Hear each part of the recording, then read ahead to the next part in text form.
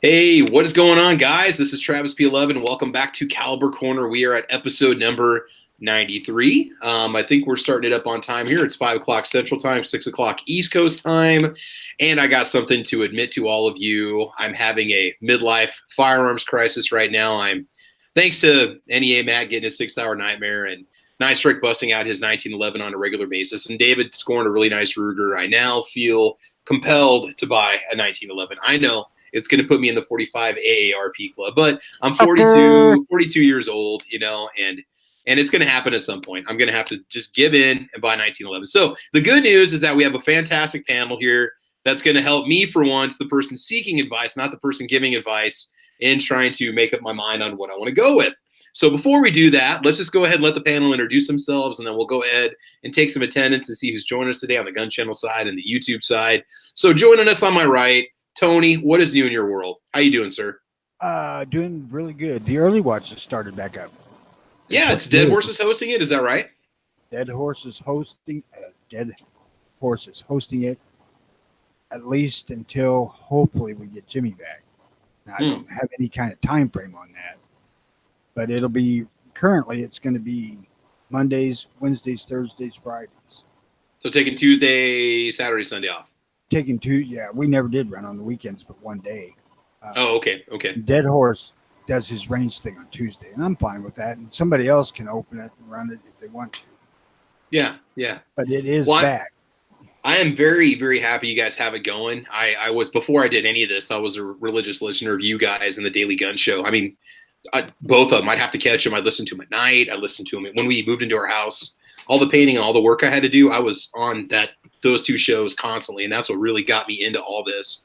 Because I've only been making gun videos for the last 4 years, and that's it. So they're great shows, man. You guys talk about the issues, and they're great to have. Not necessarily, children friendly. Keep that in mind. Has the language changed at all, Tony? Would you still say it's all Dead Horses running it? We're trying to keep it PG-13. Okay. So listen with caution if you're a parent. Obviously, I don't know. I've heard Dead Horse sometimes. PG-13 is a stretch for him. Well, PG-13 these days was R when we were children. I mean, let's be honest about it here. I've made it clear to him that when Jimmy gets back in the room, that's out the window, and he's fine with it. Have like a disclaimer before every episode. Attention, the show you're about to watch is R-rated. So I always Kingpin saying Tony was dropping F-bombs today. Oh man. Two. Well, Tony's got every right to get upset once in a while. So all right. 2 F-bombs is my limit on PG-13. Well, just like it is in the Motion Picture Industry Association, that's the same thing. It's more than one F-bomb, and I think it becomes R if I'm not mistaken. So, yep. Well, anyway, speaking of F-bombs, look who just joined us. Yeah, no, isn't this great? Yeah, just in time to help feed my freaking problem I'm dealing with, which is a lack of a 1911 in my collection. So we'll move on down the line. Squib, you're next. What's new, brother? Not much. Here to back up your decision to thank you get a 1911 instead of just borrowing a 1911, and I think it's a good move. I mean, if you want to call it your midlife crisis thing, okay. It is. I can't have a Corvette. I might as well get a nice 45. Well, yeah, but I'm gonna be the bad person in the room, and I'm gonna encourage you to get a 10mm first. Oof. And then go back later and get the 45 AARP, and then you're going to have 2. Look at me. Which is funny because I just happen to have 2 10mm on my wish list. Other way around, See, it's a reputation thing. To me, it's a drop the bear thing is what it is. We have no bears, but I'm always looking for an excuse to shoot one. So Squib, tell us, what are we going to find on your channel? We're finding a plethora of variety on your channel these days. Yes, I said plethora. You're doing food reviews. You're doing coffee reviews. You're doing documentaries now. So what's going on, man? What kind of content we expect to find on your channel? I gotta say right quick, speaking squibbish is one of the best things I've ever seen. It is. It's pure genius. It's one man speaking his mind, accepting the criticism, accepting those who don't agree with him, but still laying it out like it is. But part of the backgrounds that he shows that have absolutely nothing to do with what he's talking about. Sometimes that's funny. It's not meant to be watched. That's all the B-roll that never made it. And it's the best stuff. It's always the B-sides that makes the hits, Well, I salute Forklift Guy. So Squib, what's coming up on the channel? What do you got in the works right now? What kind of projects are you working on? I've got all kinds of incomplete stuff. Today I was looking through some footage from about a month and a half ago, and I've been having problems with my action camera. I won't spring for a GoPro, so I've got an action camera, and sometimes it just likes to turn the mic off altogether. So I could be recording for a whole day or a whole week, and then go back later and look at the footage, and it's all silent. So well, that's perfect for speaking Squibbish. And that's just it, and that's how I end up with B-roll. I do that, or maybe I'll just mount it on my dash, and I'll record some just driving down the road. Or, for example, today I did a second edit on a coffee review video. I did the first one last week. Well, I've got so much footage from the first one. I was actually able to incorporate some of the footage from the first review into the second review to fix the screw-up I made. But I've still got enough left over that I can splice it all together and make one or two speaking Squibbish backgrounds for it. So if you guys want to watch the background, watch it. But it was never meant to be watched. It's all the stuff that ended up on the editing room floor.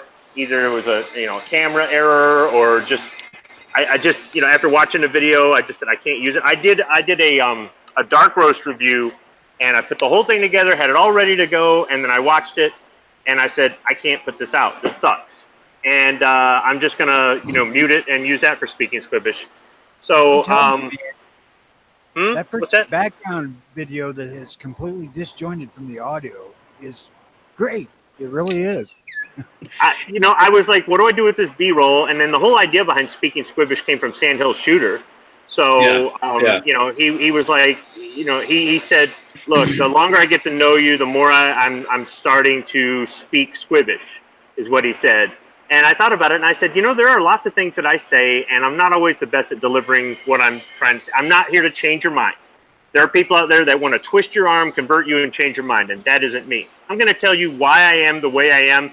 Do with it what you want. If you want to use it as inspiration for yourself, go for it. If it's entertaining, go for it. If you can't stand it and you want to blast me, go for it. Whatever. But after a while, you listen to enough of this, when I say stuff, you won't be going, I'm offended. You'll be going, oh, okay, I know what he means. Well, yeah, it's just like, so that's his point of view. Okay, I get it. That's what makes it cool. Yeah, do what you want. Have your own point of view. I'm not here to change anybody, but yeah, I've got some out there that I'm just, I keep redoing them and redoing them. I'm just not happy with it. I mean, it's bad when you do 20 takes to a voiceover, and when you're done, you're going, I just can't use this.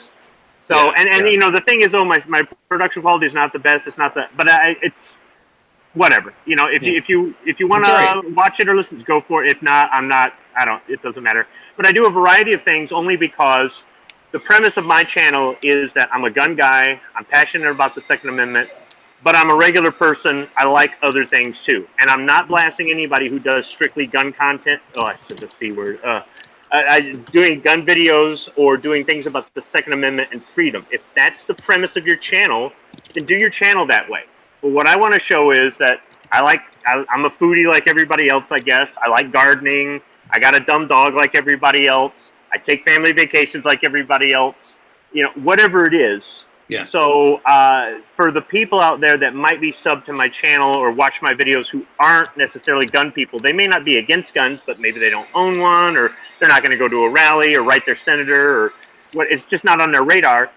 Maybe every now and then it crosses over, and it, maybe gets them to think a little bit and go, these gun guys aren't a bunch of crazies like what the news says. They might be jerks like me, but I'm not crazy. So, Hey, I got a question. Have you ever thought about trying to script your speaking Squibbish if you're having trouble with getting what you want? Script it? Yeah. Yeah, Ponery told me, he gave me some pointers on that, and I have worked. I actually got a composition book, started writing in it. I tried, putting stuff on computer like Notepad or WordPad files, and then I can, cut and paste and move stuff around and the amount of time it takes to write it down or to type it and then redo it, I haven't been able to justify that amount of time. So what I try to do, you guys will hear the diesel engine of my truck in the background. A lot of times it's when I'm driving either to or from work, or on occasion maybe, going out to the east side to see family or something like that. And I've got the free time, I'm in my truck. So you hear the noise in the background. That's why I've tried to sync it to some B-roll of me driving around. And it's funny too, because sometimes the shifts or the potholes that you hear in the background, somehow or another seem to sync with the shifts and potholes on the video, even they were shot on different days. But yeah, I try to exercise time management with that. So if it ever sounds like I'm really disorganized or I say something 3 times in a row, that's why, because I'm not reading off of the script. I probably should, but I mean, I type slow, I write slow, and it's as fast as I talk, I don't know. Maybe one day I'll use a script, Tony. All right, it's cool. I don't script like when we was doing the early watch. We never scripted anything like that because stream of consciousness is way better. Oh yeah. All right, so let's keep moving down the line here. So up next, we've got the one who strikes at night. Night Strike, what is new in your world? What's going on, man? Scripting, what's that? I have no idea what scripting is. Whoa.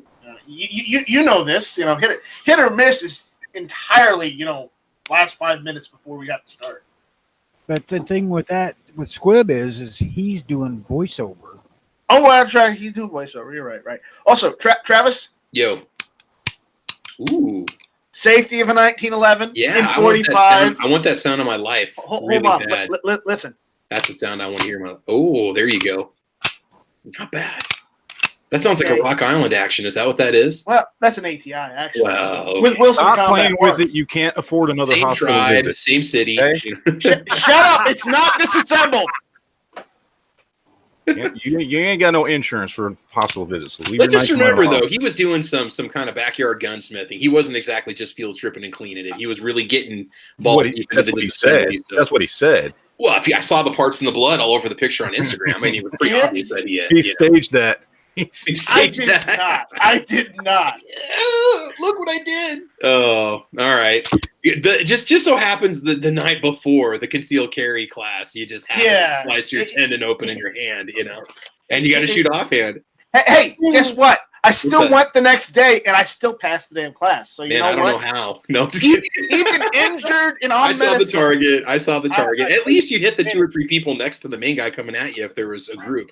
So that's what's important. No matter what, that target was still dead. When you see double Night Strike, just shoot at the one in the middle. That's all you got to remember.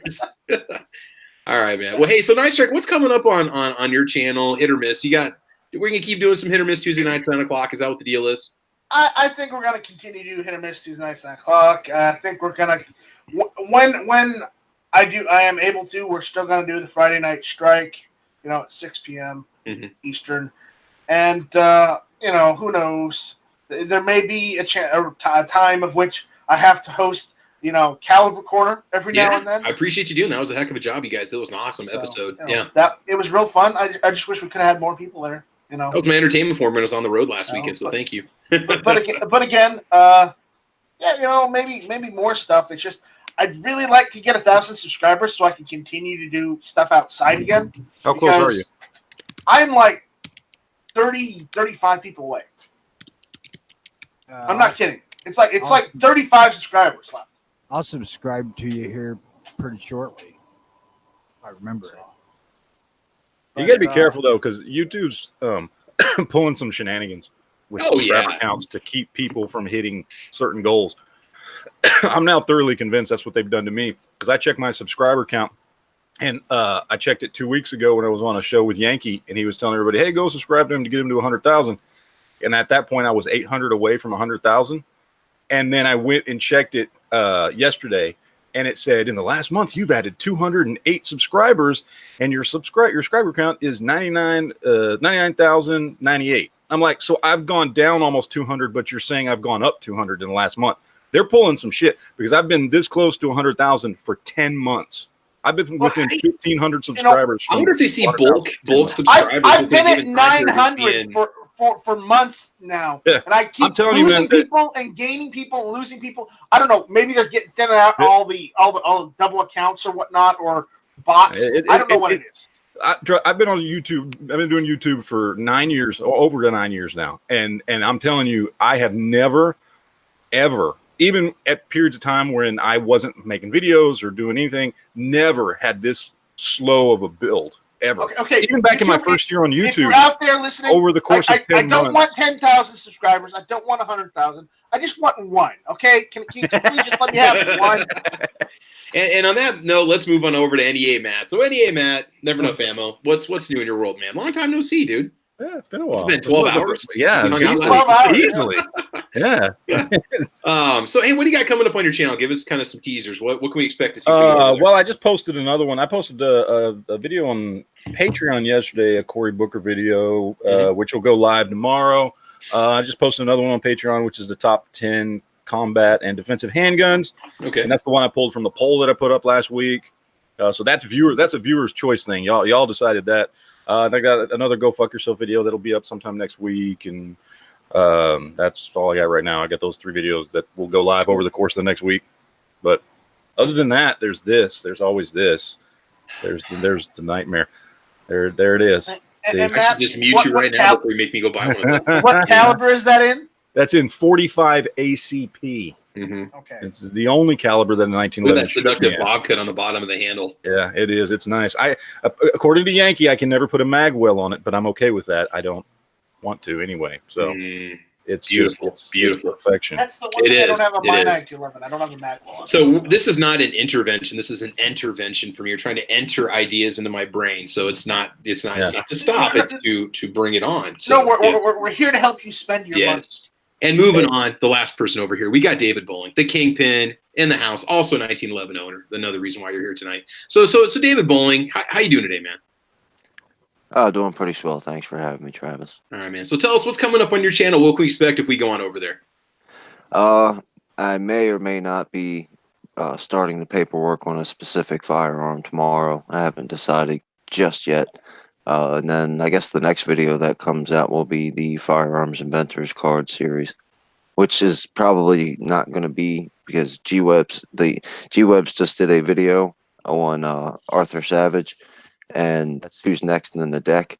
And I can't really foresee me doing it better than G-Webs, so I'll probably do like a commercial for gear websites and just link to G-Webs' video.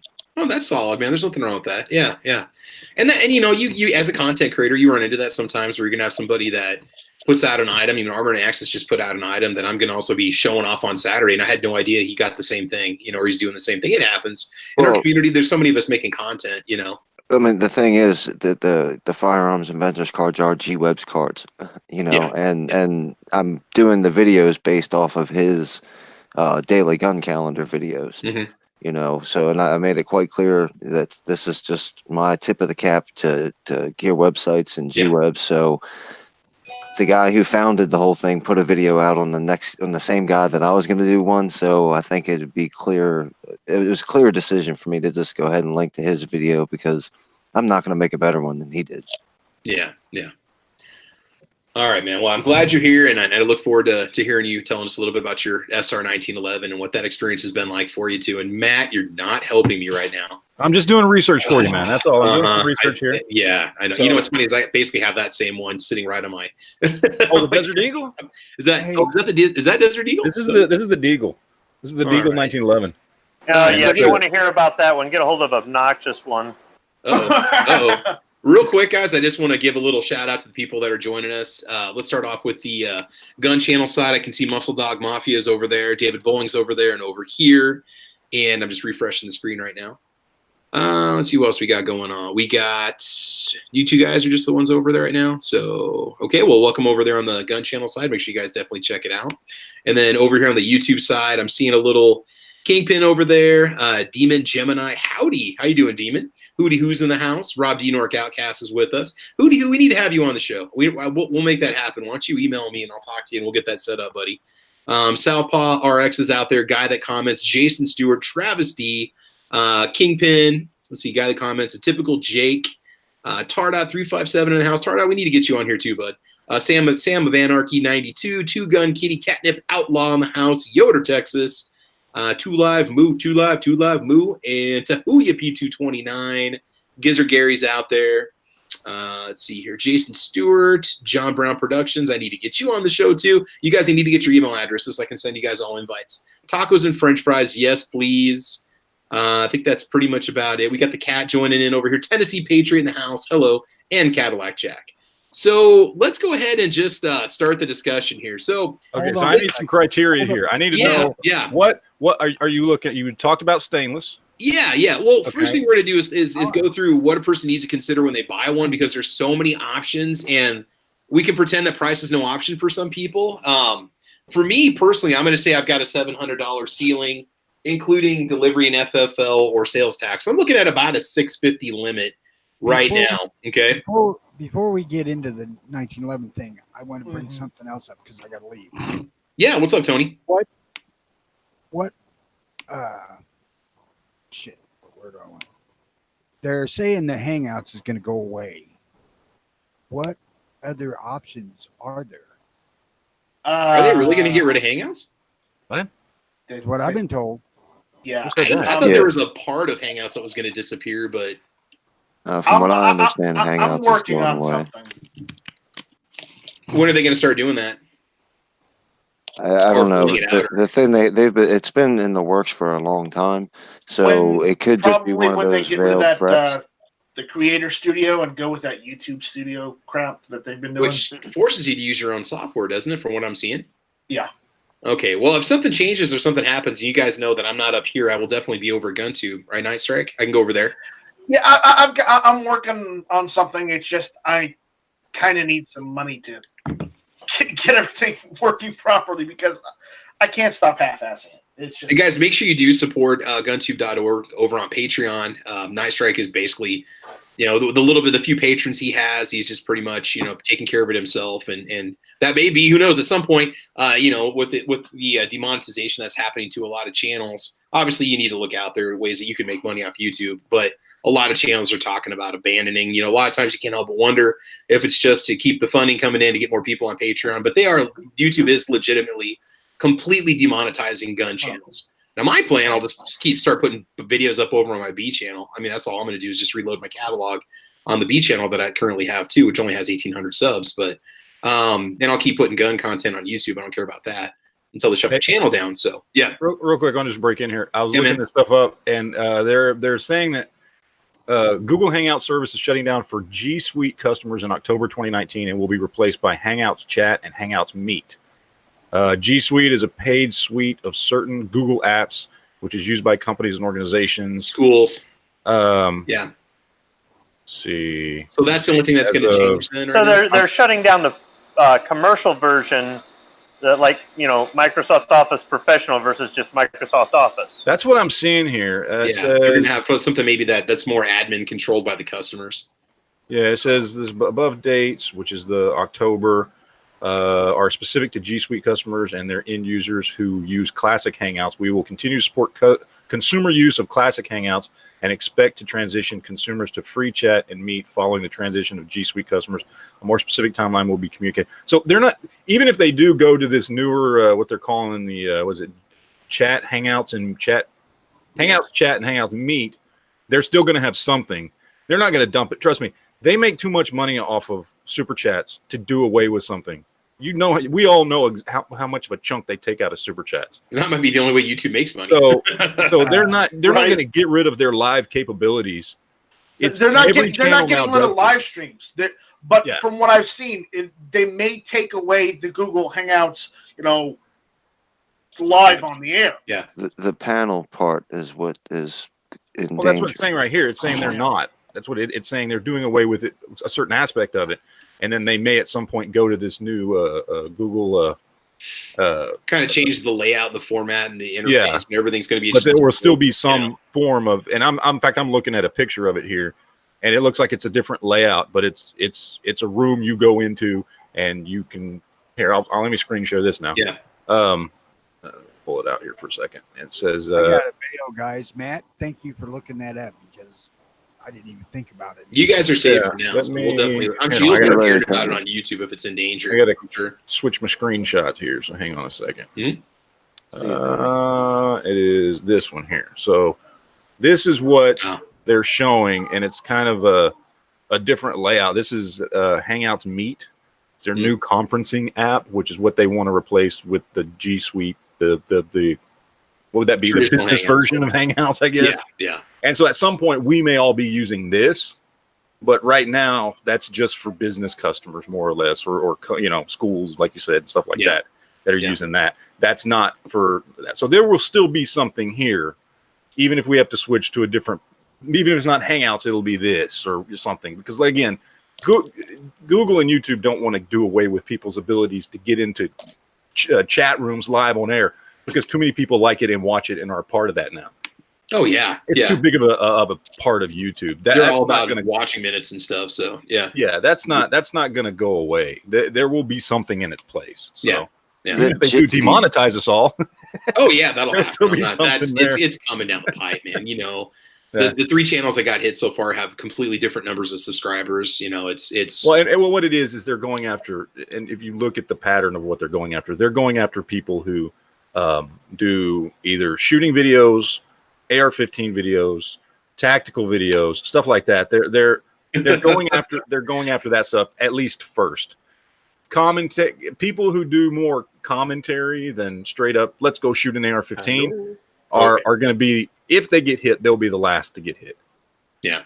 So you know that's just how they're targeting those channels that focus on the things that they deem evil or possibly offensive, or we can't monetize people talking about AR-15s and stuff like that. So and we're such a small percentage of all the YouTube content that gets viewed. I want to know how you're still monetized, Matt, because of the shit you say.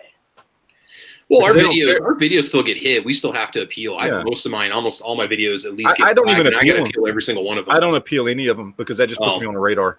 That's a good point. That makes them take a second look at your video. Well, what they say though, what I've seen in those emails, is says because you have a high proportion of videos that violate our terms of service, you've now been demonetized. Yeah. So whether you appeal it or not, if you've got the yellow going on every single video, I mean, but a lot of that's automatic. But some of that's automatic. Some of the times when you get hit, trust me, because I've had more than a few strikes. It's when the people start looking at stuff. It's when a human makes a determination. Oh yeah. So there's the automatic aspect of it, and then there's the human side of it. And I'm going to get clipped by the automatic side. There's nothing I can do about that, but I'm certainly not going to call attention to it a second time and say, "Hey, look at this video again." Yeah. So just because I'm showing you how to install a CAC shockwave blade doesn't mean that it's a gun modification. Yeah.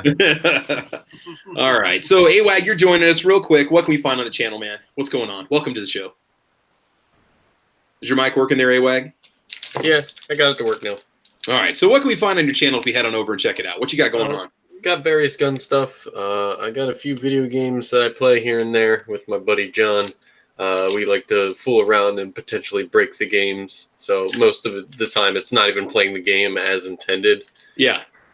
But most of the stuff that I make is firearm related.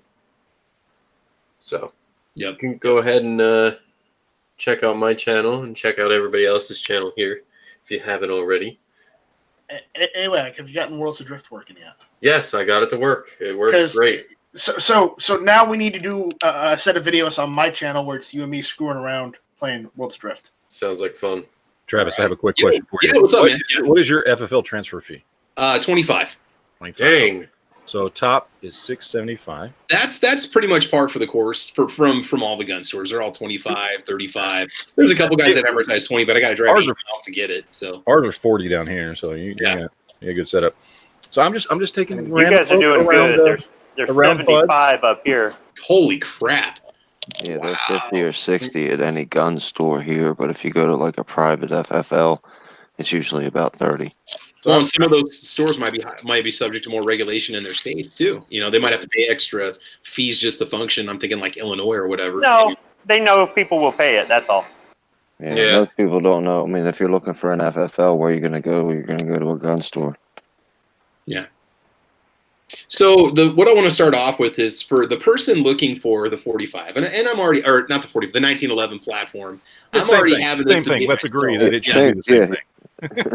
No. That's not the situation because 2 out of the 5 guns on my list are not in 45 ACP. So a person's got basically 9mm, 45 ACP, 10mm, 38 Super, or 40 Smith & Wesson. I'm sure there's some 380s and whatnot in a 1911 platform. Okay, so which route should a person consider going if they want to go with the 1911?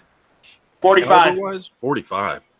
I mean, look, I got nothing against 10mm, and I'll also make some exceptions for 357 SIG if you are actually buying a SIG 1911.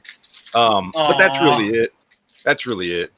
Are there any other companies that make a 1911 and 357 SIG? Or I'm sure there are. High-end, like Nighthawk, or I'm sure there are. I'm sure there are, but I'm sure Rock Island has one because Rock Island has one of everything. Yeah. But your first 1911 should be a 45, or the one you're going to keep in your collection should be a 45. Okay. Like if this is a gun that you're going to keep for a little while, do some stuff with, and you don't know if it's going to be something you're going to want to keep for a long time, then it doesn't matter as much. But then who buys a gun going into it thinking I'm probably going to end up getting rid of this? So but it should be. No one does. If you've already got a 1911 and 45, well then sure, 10 millimeter makes sense or whatever. But if it's the only one you're going to have potentially for a while, then it should be a 45. And then later on, if you want to get what about? I was just going to say the same thing. Okay, guys, but what about effectiveness of caliber? Because it's pretty hard to dispute that a 10 millimeter plus P is going to do some pretty serious damage. I mean, can you run your plus P 45 hollow points without issue? That is not an issue in a solid steel gun. That's not an issue at all. Travis, yes, you can use plus P 45, but you could also just switch the spring out, the recoil spring, and go to 45 Super. How often is it going to be? How often is it going to be a self-defense weapon? Well, again, it would just probably be a once-in-a-lifetime experience, I just want to make sure and the thing is, I'm thinking, well, if I go with the 10, I've got a pretty good guarantee that it would stop an assailant if I'm running the right round and I shoot properly and, See, Travis, I agree. I agree with Matt that you should have a 45 ACP 1911 in your collection. However, I don't agree that it needs to be your first one. And I say you just end up with 2 or 3 or 4 or a dozen of these over time. So if you start off with a 10, but later you get a 45 ACP, the only 2 calibers that I'm really not hip on in a 1911, no matter what size it is 9mm and 22 long rifle.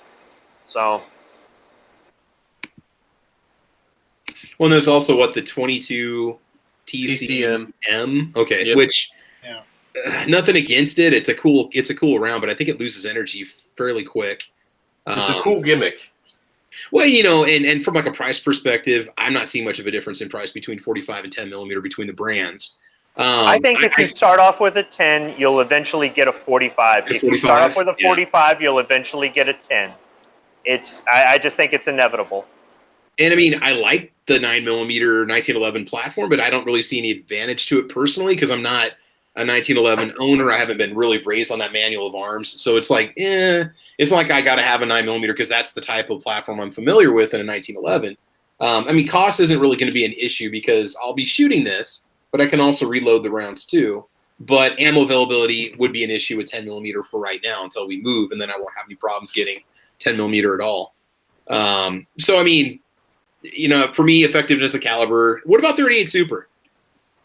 Yes, all the yes. Do it. 38 Super is really it's a competitive round. It's for it's used a lot in competition and whatnot. And then you've got there's some Latin American countries where Mexico. That's all they can own. Yeah, that's all you can have. 38 ACP or how many times I see Super. people rolling into like an academy speaking Spanish buying boxes of 38 Super? I'm not opposed to 38 Super. I know that some of them, some of the 1911s are rated for plus P and some are not. So you got to kind of be careful of that. I mean, if you've got an older gun, you might not want to be shooting plus P in it. But I really don't think 38 Super is really meant to be a self-defense round or a hunting round or anything like that. It's a competitive round. I have to say this because the 1911 originally was designed in 38 ACP. And yes, 38 Super is just a overpowered version of 38 ACP. But the issue is the military, United States government, went back to John Moses Browning and says 38 ACP is nice, but we need something stronger in this pistol. So make it happen. And that's why you got 45. And 45 won 2 world wars, so it's not like it's a bad round. Yeah, maybe it's a little old or antiquated for the modern era. I'll give you that. But it still is a workhorse. So, if you don't have a 1911 yet, Travis, get one in 45. If you already have a 45 1911, get a 10mm. I'm gonna make some people mad here, but you know what's better than a 1911? If you say Tokarev, I'm gonna strike. You're in the wrong discussion. A high power. Oh, Browning high power. Oh yeah. Yeah, but I mean that's a Browning 9mm, to so be better. And, well, see, that's kind of why I say having a 1911 and 9mm is kind of stupid, because you can just go get a high power, and then you have both. You have both. Yeah, that's a good point. That's really a good point. Yeah, a little more capacity too in the high power also. Well, depending on what model you go with, but so now what about 40 Smith in a 1911? No. Okay. No. All right. No. You go with a 40 Smith and a 1911 only if you're going with a double stack and you're going for capacity. Otherwise, why? Yeah. Well, let me tell you the way I look at it with a lot of these calibers. Oh, and hi. Hey, what's up, Tardot? Welcome, buddy. Your first time on the show, isn't it? Yeah, I think so. Welcome. Welcome. Yeah, we've been once before. Thank you. Yeah. But when it comes to a lot of these calibers, you really got to look at too. Are you looking for more of the novelty range toy type of gun, or are you looking for something you might actually carry and use? No, it would be carry. You know, I don't think I'd conceal it because it's a little large for me. Well, I mean, this with me being big and stuff, but it would be a range gun. It would get shot. It's not going to be a safe queen by any stretch. No, it's going to get used. 45 would probably be the best one to go with. And you say that about concealing. I've actually got videos. I've concealed carried my 1911 frequently, and it does. But you're fine. a tall, skinny dude, and that's easier for you. I got the tactical muffin top that kind of gets in the way. Gunpowder's done the same. She's concealed carried it, and actually with one of those like brawl type holsters. She can also purse carry if she wants. True. Yeah, I mean, I wouldn't be afraid. And you know, the thing is, here in Nebraska, I've got 6 months of freezing cold weather where I'm wearing a winter coat, so I could easily outside the waistband with a winter coat, and you wouldn't even know, you know. So I mean, yeah, it would. I definitely want to get it broken in well. I definitely want to use it. Would keep it as a self-defense gun. I'm basically one pistol down right now, so I need to pick up something to kind of fill that gap. And I thought, what better way to go than 1911? So Tardot, what do you guys have for 1911s in the family? Right now, well. In the family, if you're including a little bit extended on that, my dad's got several, but we've only got one between me and Gunpowder, and that's a Smith & Wesson 1911E, which is a great little 1911, and that's why I made one and she stole it. Yeah, she stole it. But looking at that one, there's that's kind of why I made a comment out in the chat earlier about it's also dependent on how you're wanting to go as far as your fanciness scale. Yeah. You know, are you looking at Rock Island fanciness, or are you looking at like Nighthawk and no, I'm looking at about a $700 ceiling with taxes included. I don't think I want to go much more above that. Well, but when you look at but when I'm talking fanciness, you could still get some for around that $600 to $700 mark used, now not new, and still kind of have some little bells and whistles to it and some design, a little more design to it. The Colts, the best I can see on some of the used Colts is $800 to $900. They only drop down about $200 under their retail price. What I've been seeing used, you know. But yeah, I've got about 4 or 5 different models that I'm looking at. You guys could yay or nay it when we get to it. So yeah, I don't know. I mean, it's tough telling. So what do you guys recommend for the finish? I really do like kind of the brushed stainless look. Matt, we were talking about the Remington R1 last night. That's yep. That link you sent me. I mean, yeah, the fact I can pick one of those up, you know, the $499. I mean, yeah, that right there. Now, shipping at FFL. Yeah, I mean, it's a great gun. They were $499 on the website that you sent the link to that, you know, we had on the internal chat, and you're showing $600. I can get one locally for a little over $600, but I might chat with my FFL and see if I can pick up one of these other ones or see if we can work out a deal or something. But yeah, I mean, the R1 is definitely one of the ones that's on the list. What do you guys think for the finish? Should I just go anodized? If you were just going to go buy one again or buy one, have you learned any lessons from going the stainless route? Does it not age well? Any corrosion issues? Do you guys, what would you guys do? I've got Parkerized, and that's what ATI does for their 45s. But, you know, you can get one blued if you want. You can get one stainless steel if you want. It just depends on, what look you want of it. I really like the brushed stainless with just the aesthetics. With the wood grips. I think that's a nice classic, kind of classy look to a 1911. You know, a little bit of a step up from just your Parkerized or anodized, but you know. Well, I was going to jump in because we got stainless, and it actually works out pretty great. And now the difference I've noticed too with stainless, and then when you start going into parkerized and colored and usually just black. But when you start going into those, you're going to end up with it being your first 1911. You're going to end up with idiot marks, or idiot scratches on your gun, and that's just where, as you're putting pins and everything in place, you end up nicking the finish on your gun slightly. See, I was digging some of the Cerakote, like FDEs and OD greens that Taurus makes, and that Rock Island makes. It makes some neat looking ones, but yeah. That's what I said. Stainless, the one we have, had some idiot marks on it for me when I first got it. And they actually never showed up that bad. Stainless doesn't show your idiot marks quite as much.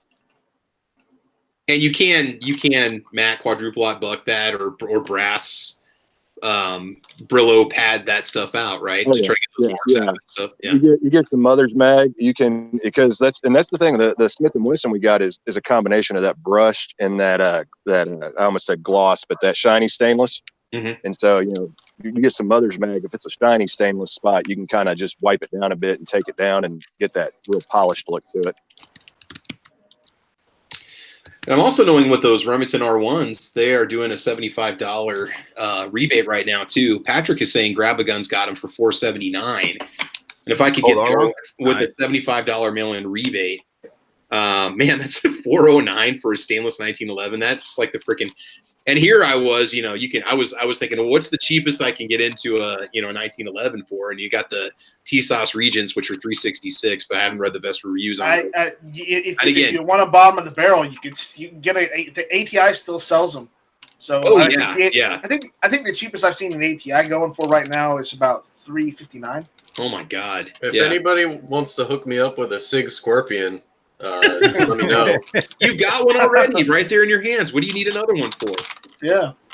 There you go. There's your Scorpion. So yeah, so for the finish, I do want something that's got a little bit classier. Look, I've always been about all black, tactical, and anodized or Cerakote, stealth gray, right? But I'm kind of changing my feelings. I just like something that looks a little bit nicer, just kind of has a little bit better finish to it. Well, and I'll tell you, if you open carry at times, stainless does get a little bit more attention. Yeah. I mean, we've had everybody from cops to just your run-of-the-mill person on the street ask us about that gun because they see it on our hip or see us carrying it. And they're just curious about it. Yeah, that's just it. And the thing with the stainless, the nice thing is I've got numerous brands to choose from if I'm going to go stainless or nickel or brushed stainless or whatever. There's many different options that are out there for brands. You got your Ruger, we've got Rock Island, we've got ATI. Everybody makes one. Taurus. What else do we have on there? We mentioned the Ruger. So yes, we've got a lot of different options here. So me, I kind of like, again, I like the look of the tactical black. When I show you the options, the models I was considering, you guys can kind of tell me what you think. But now what about, okay, so here's the deal. Here's where part of me is torn. I can get a basic Rock Island GI model, fixed iron sights, right, for like $420, $425. And then Nice Strike, explain to us what you do. I can find one even less for you. So we get one. The Nice Strike, what did you do? You ended up going with to the hospital?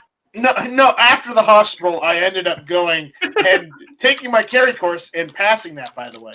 But what I did was, after that whole situation, I went and spent like about $120 worth of parts and got Wilson Combat drop-in, bulletproof parts and put that in my ATI 1911. And at the end of the day, once you do that, then literally you have an ATI that runs almost as well as a Wilson Combat. Can I just say something now? Or what you could do is go get the Remington R1 that's solid stainless and is a step up from a Rock Island Armory.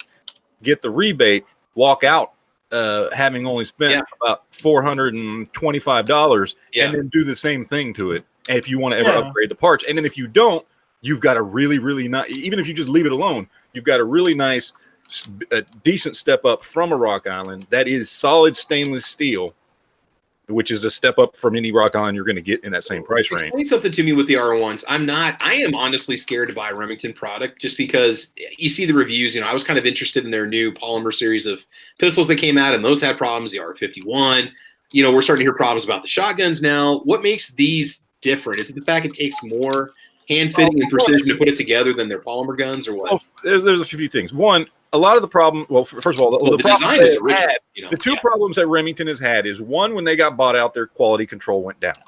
That has slowly built back up. That's no longer an issue. The other thing is the guns they've been having issues with are new design firearms.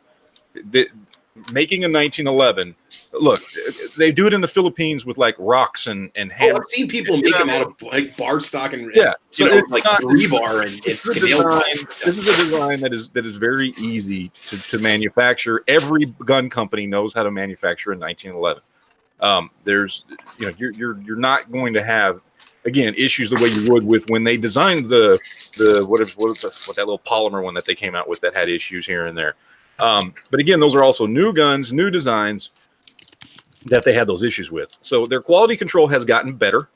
I currently own four products that came out of that whole, Freedom Group, Remington, Marlin stuff, that's newer, that's after 2005.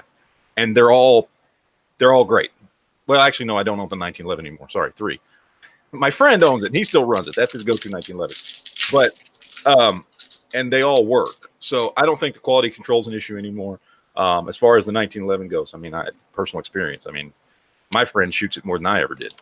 And he loves it. That's his go-to 1911. But I don't think those are issues with what we're talking about here. Yeah. And so that's why we can find these lower cost 1911s not having the issues, like you said, that some of these new original design firearms have when they come out, because there's probably going to be some MIM parts and some cast parts that you're going to find on some of the lower end models too, to keep the cost down. And that's the thing, and that's why you can get a well-made Rock Island for $400 that's going to run beautifully, that was made in the Philippines, by a company that they've been around for 100 years. I mean, they're an old company. They've been doing that for a while. They've been making these guns for a long time. But originally, if you watch some of the old school videos, I mean, some of these guns that were coming over here that were being imported, whether it's through what's the other company? There's a bunch of them, but they're all made in the Philippines. They're all they're kind of that one. Look at some of these videos of them making them in the early 2000s. They were literally outside under a bamboo hut with the making these guns and making the frames and then setting them off to the side to be assembled later on and stuff. It's not a difficult design. It's something that every gun company's been doing for a very, very long time. So I honestly, it's not something I would worry about in this particular issue. So with that being said, what is the advantage to buying a $1,000 Sig Sauer Nightmare or a $1,500 Kimber or a $3,000 Nighthawk? What is the advantage? Fit and finish. That's it. I mean, that's really it. It's just the higher price you're paying for. Yeah, I mean, like with mine. I mean, I just wanted this gun, the fit and finish. This is not any better than a Remington R1. I mean, it's got tighter tolerances. For instance, like you pick up a Rock On Armory and do this, and you hear ching, ching, ching, it's like a Glock. They just have looser tolerances. This would be the higher the price is fit and finish. You're going to have a little more hand fit and better finish and that kind of stuff on something like this. And you got your trigger on there. You can hammer the color. Huh? Oh, the slide is different on that. That's that's got the SIG cut, I would call it. Yeah, it's got the SIG cut and everything. SIG look to it. Yeah. But I mean, it's in some ways having something like this is worse off if you shoot shitty ammo, because higher end 1911s are pickier on ammo. Now they eventually break in usually. But you can pick up a Rock Island Armory, throw some Winchester white box through it without even cleaning it fresh out of the box, and it's going to run fine. And see, and I had a Rock Island. For about 2 or 3 months. I think I have a picture of it over on Gun Channels before I was making videos and stuff. And I ended up selling it and bought something else with it. I was like, this is okay. But now, I'm kind of back to wanting one again. But looking at it, definitely the dovetailed sights is the way that I want to go. So I have optional sights. That's you want to be able to upgrade it. So this one just had the basic iron sight on the front and the rear. So John Brown Productions is joining us. John, what is your take on all this? Just look, you're in the market for 1911. What does a man or a woman consider? I'm not in the market for. Well, yeah, I am in the market for 1911. Everybody is. It's terrible. You don't want to admit it, but okay. So what kind of things? We got a price point, but I'm looking at 6 different brands. They're all the same price or less. What is it that's going to be? What's going to help you pull the trigger, so to speak? I was just on Rice, and they got the stainless for $4.99, but they've got a plain steel one for $449. Ooh, Remington R1. Yeah, Is that just an anodized or black, or is that? yeah, it's just a plain steel one. I guess it's their base model. I'd rather. I'm looking for. I do want to go not like nickel. Stainless. So I just want to go stainless, brushed stainless, something kind of classic. Stainless is just easier to maintain long term. Yeah, It's just the gun you plan on keeping. It's the finish is gonna last. Well, you just sit on the coffee table and it blends in with the wife's little plant and the yoga book. It's unoffensive. I like that. Yeah. And with the blued or they're not blued. I don't know what that finish is that they use, but it's not bluing. But eventually that finish is going to wear off, and then you're going to have to like send it back to Remington to get refinished if you want to keep the gun or whatever. With the stainless, it's just not anything you ever have to worry about. You ever get a scratch or ding or something, you just polish it out. So, John, is that what you're thinking about going, or have you considered 10 millimeter or any of these other calibers, or for you, is it going to be the 45 ACP? Well, like I said, I've had a 1911 since 1969. I'm always I've been thinking for years about a Commander in 38 Super. Oh, wow. Okay. I was considering the Commander frame too, or the more compact model, just for something different, Yes, and now I've always thought the 38 Super would be a good one. What is the ballistic performance of the 38 Super out of a 3 1/4 inch barrel, though? Have you looked into that at all to see if it's going to really be effective, or do you know? I'd be willing to bet it's as good as 38 out of a 4-inch barrel. True. So yeah. So there are definitely a lot of options out there. So we're talking about me. Like I said, the $600 to $700 range is going to put you kind of mid-level, where you're going to get something that's got some nice features, but it's also not going to put you under. You're not going to be spending thousands of dollars. So what I want to do, I'm sorry. No, go ahead. You're talking about the Remington R1, and obviously that's the reason I bought it was it's just a very classic looking 1911, which is what I liked about it. Like I told you, I wanted to put some pearl grips on it and have it look like the Supernatural gun, but I never did that. Yeah. That was kind of why I liked it. Is that the look you're going for, or do you mind something that has more modern features like the rails and extended beaver tail and that kind of stuff? Yeah, it's with the 4 or 5 I've chosen, it's either or. It's either going to be that classy traditional look without a rail with that brushed stainless, or it's going to be kind of the cool little elite little tacked out version that's got the fiber sights on the top, and it's got the it's got the either a 10 millimeter, it's got the rail, and it's got those gray, scaly G10 grips. Yeah. Because they've got the Remington R1 Tactical in stainless. So it's just the upgraded version. It's got the rail, it's got the extended beaver tail, skeletonized trigger and hammer. It's the same, it's the same gun, same frame, same slide, but it's got all it's like it's different. Same capacity too? Is it just a 7 or 8 round? Yeah, and it usually runs about $100 more than the standard R1. In fact, I'll look it up here, and when I find it, I'll screen share it. But that could always be an option. I don't know who's got that in stock or how much they're selling it for or anything like that. But that could be something you look at if you like that modern, updated version, and then you would get some of the features that maybe later on you would have ended up paying to add to it. But that's that was the only thing I noticed on the R1. It doesn't look like it has an adjustable trigger. It just has the solid trigger. It just has the standard kind of bob hammer on it. It doesn't have like a skeletonized hammer on it. Whereas some of the Rock Island, the Ultra models do. I mean, not that that's a big deal. I do like the look a little bit better, but there's nothing wrong with it. So now the question is, what more are you going to get when you go with the high-end 1911? And Stan just happened to loan me one of his pieces that he owns. So if you want to go high-end, I've got a Les Bear that he wanted me to show off to you guys.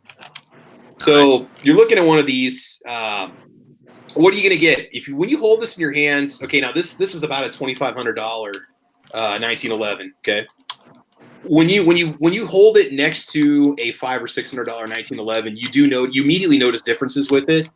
One thing I really just, like you said, Matt, the fit and finish, it's the tolerances are just, man, there's the fit is just amazing. Even like the way the safety lever works, there's like no rattle, there's no play whatsoever in a gun like this. This one's got Trijicon night sights that are adjustable. You're going to get some premium features.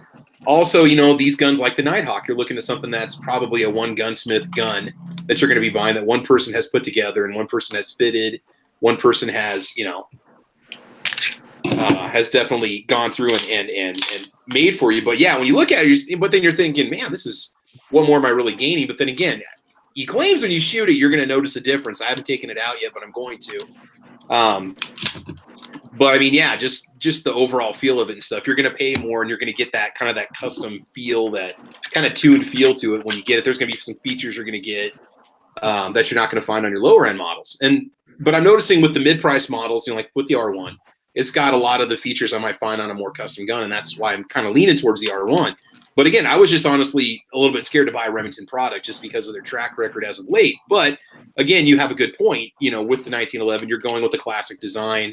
Unless they do something wonky or weird to it, say the recoil system, you really shouldn't have to worry. So yeah, when you go the higher end, you do when you hold them next to say a $450 1911, you do immediately notice the difference, and you want the nicer gun. I mean, I did personally. I'd love to have something like that. So now, let's see.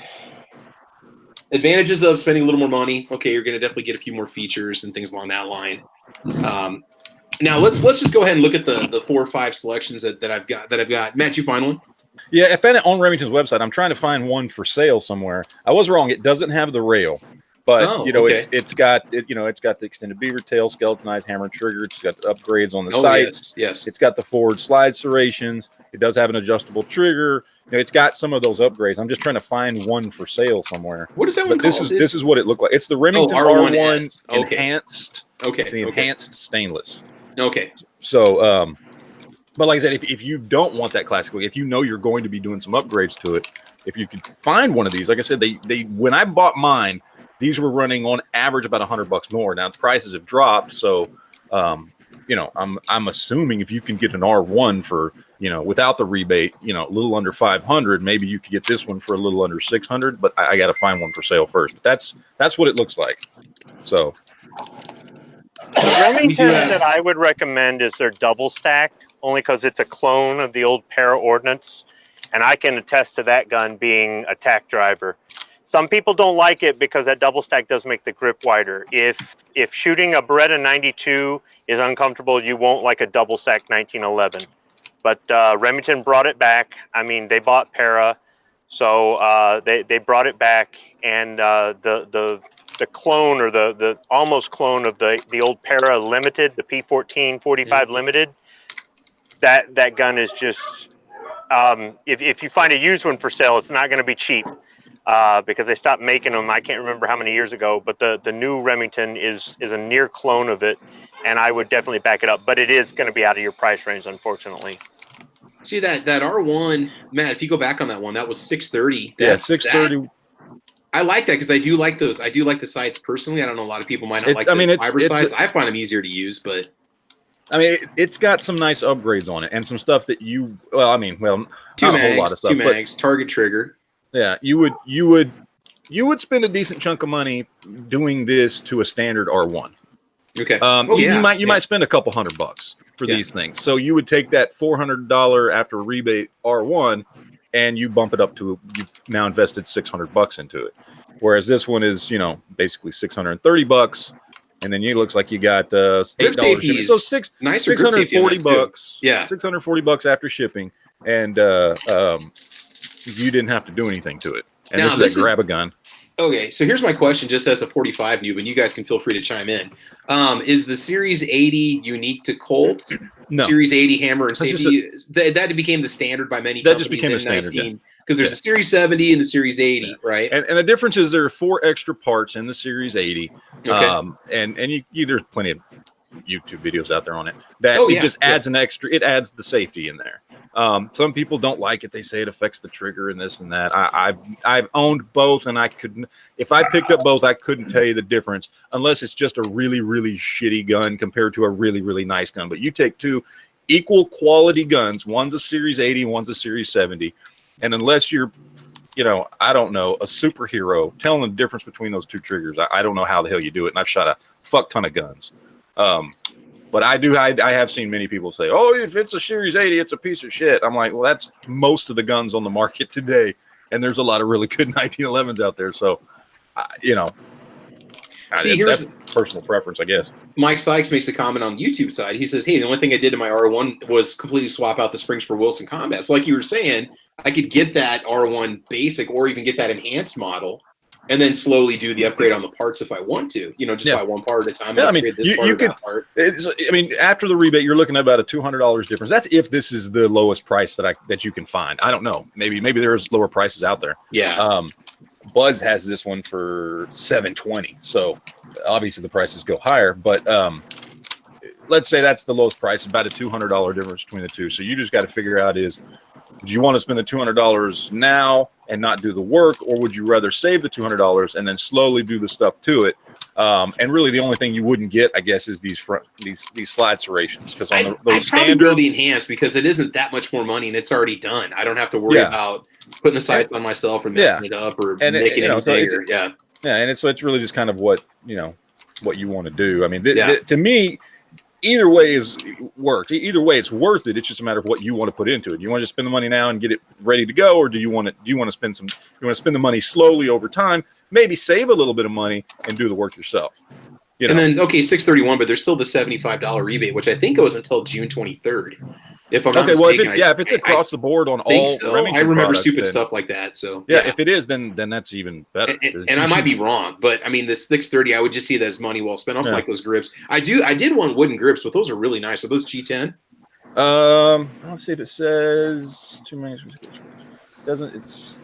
It's not saying what the grips are. Well, it says wood grips. Yeah, those are wood. Oh wow! Those are nice wood grips. Oh yeah, checkered? They are. They're checkered. Okay. Yeah, they look like carbon fiber. Or they look like the scale G10 ones. That's what I thought they were. But those are black wood grips, checkered. Okay, so David Bowling, I got a question for you. Then why did you decide to go with the SR 1911? I know I'm a Ruger fan. You're a Ruger fan. Was that the only reason why? Because you've had a good track record with Ruger. Did you look into other brands at all, or? Well, I fired a bunch of different brands, and the 38 Super was really the one that I wanted the most, but it was definitely a little bit further out of my price range. Yeah. And like you said, I'm a big fan of Ruger, and I've told the story before. Jesse B. Outdoors did a video, and he had the SR 1911 with these with blue lock grips on it. And the very first time I saw the gun, I said, I'm going to have one of those. It was just one of those things where I saw it and I loved it and I wanted it. And now that I've got it, I'm very happy that I did it. And that's kind of just how I feel about the R1 when I first saw those when they first came out. And that was when I was just starting to get more into firearms. I just thought, man, that's a neat looking gun, Now, the SR 1911s, you do pay a bit of a premium for those. They're in the $700 range, right? Yeah, they're definitely gonna be past your budget, unless of course you want to wait 2 more weeks or wait 1 more month to get it and just save up a little bit more. But if you've got a concrete budget and a concrete time that you want to have it, then I'd say you probably want to skip the SR 1911. Yeah. Matt, were you just showing us the same exact gun and it was 160 more at Academy? Yeah, I'm telling you what. You got to shop. It pays to shop this around. Right here. I got to tell you, this right here is the best price I can find. Everything else is pushing $750 or higher. So Grab a Gun has this one for more than $100 less than everybody else. $8 flat rate shipping. Yeah. And then I got my FFL, which is fine. Still keeps it under 700. Only one left in stock. Jesus, don't tell Foos. No, I'm not letting Foos in. If he rolls up here, I'm going to bump him out. Here, I want to drop this link in here. Thank you. Yeah, I want to drop it in the internal here and give it to you. Who's selling that? You say Grab a Gun, but is that? It's I don't know. Did they tell you who the seller is, or no? It just says add to cart, and I'm not going to do that in case you want to. Yeah, I'd appreciate that because I'm still going through therapy for the Makarov incident. I just want you to know that. So it's that Makarov. I tell you what, it's like part of me just. They've got another one here. Grab a Gun has another one, but it. That's the commander size. And there's nothing wrong with the commander one, but I'm just gonna go full size if I'm getting that one. They have 2 left in stock. Okay, but wow, that's a good. Nobody watching this better go buy that before the end of the show, please. I'm telling you, I've searched all these websites right here, every one of them, and it's all priced higher at every single other website. Zippy saying go to Sportsman's Guide. They're hard to beat too. I don't have a membership for their little special club though to get the lower pricing. So now here's the deal. I keep seeing.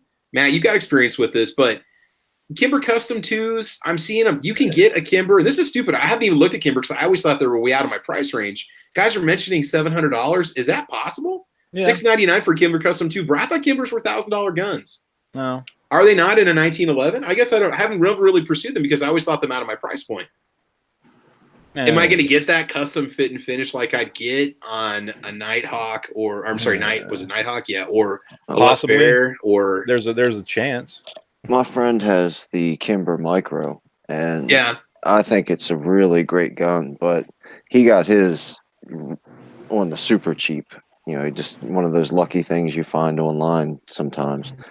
But it's also a micro, so that's more of a gimmicky thing than anything. I would say. Yeah. Man, I'll tell you what, those prices are just unbelievable on the Remingtons. And, you know, like, again, I liked them, but then the whole fiasco came out with the reliability issue, and then I decided to kind of get away from that route. So, but I'm going to keep that one on the radar. That's definitely going to be one of the 5 that I'm looking into. It's either sold out everywhere but Grab a Gun, or it's $750. Yeah, so. Yeah.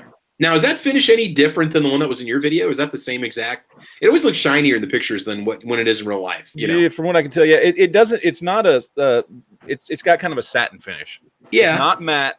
Okay, but it's not polished. It's got kind of a satin finish. And yeah, that's what mine was. That's what this one is. Okay, okay. In the stainless. I'm gonna refresh the page and see if it's still there. Hey, there we go. Yeah, and I do like the grip safety on that too. That's definitely kind of a step up from just the basic R1. I think the basic R1 just has a small it's just standard got grip safety, and this one's got that little bit of a bob on it. Okay. Yeah, it's got the little bob on it because it's that whole beaver-tailed safety thing, and it's it's got the upgrades, so including the trigger. So one thing about those SR 1911s, David, I'm only looking at classic firearms. They're not the cheapest place to get one. We could find an SR 1911 on Grab a Gun. So. How is it, David? Is it ammo picky at all? Have you noticed it to be finicky at all? Because you hear horror stories. I mean, even my Rock Island, my basic GI model, in the instruction manual said it can take upwards of 200 shots before it will reliably function for you. I mean, they try to put it lightly and just say, look, it's got a lot of fitted steel parts. It needs to be broken in. Put some rounds through it, and then after that, before you call us up and say it jams, run it. And then it even said that in the manual. It said you need a 200 round break-in minimum before we can guarantee like reliability or functionality of it. David, has yours been rock solid reliable? You might have stepped off for a sec. I can tell you what's gone wrong with mine. Okay, what do you have, Squid? I've got an SR 1911. Okay. So what is it that's – because, I mean, the Rugers have great warranties. They've got fantastic warranties on them. What are you noticing with yours? And that's just it. I didn't exercise the warranty. Maybe I should have, but I didn't. And at the end of the day, I kind of don't mind because I think the gun is better. Not that it was bad to begin with. Oh. The front sight post flew right off of the gun. So I went on YouTube and I typed in either 1911 front sight or SR 1911 front sight broken or something like that. And there's footage of a guy indoor range. He's got the camera mounted above or whatnot, and you can see it snaps in half and flies right off the end of the gun. And that's what happened to mine. The base stayed in the slide, and it just broke in half.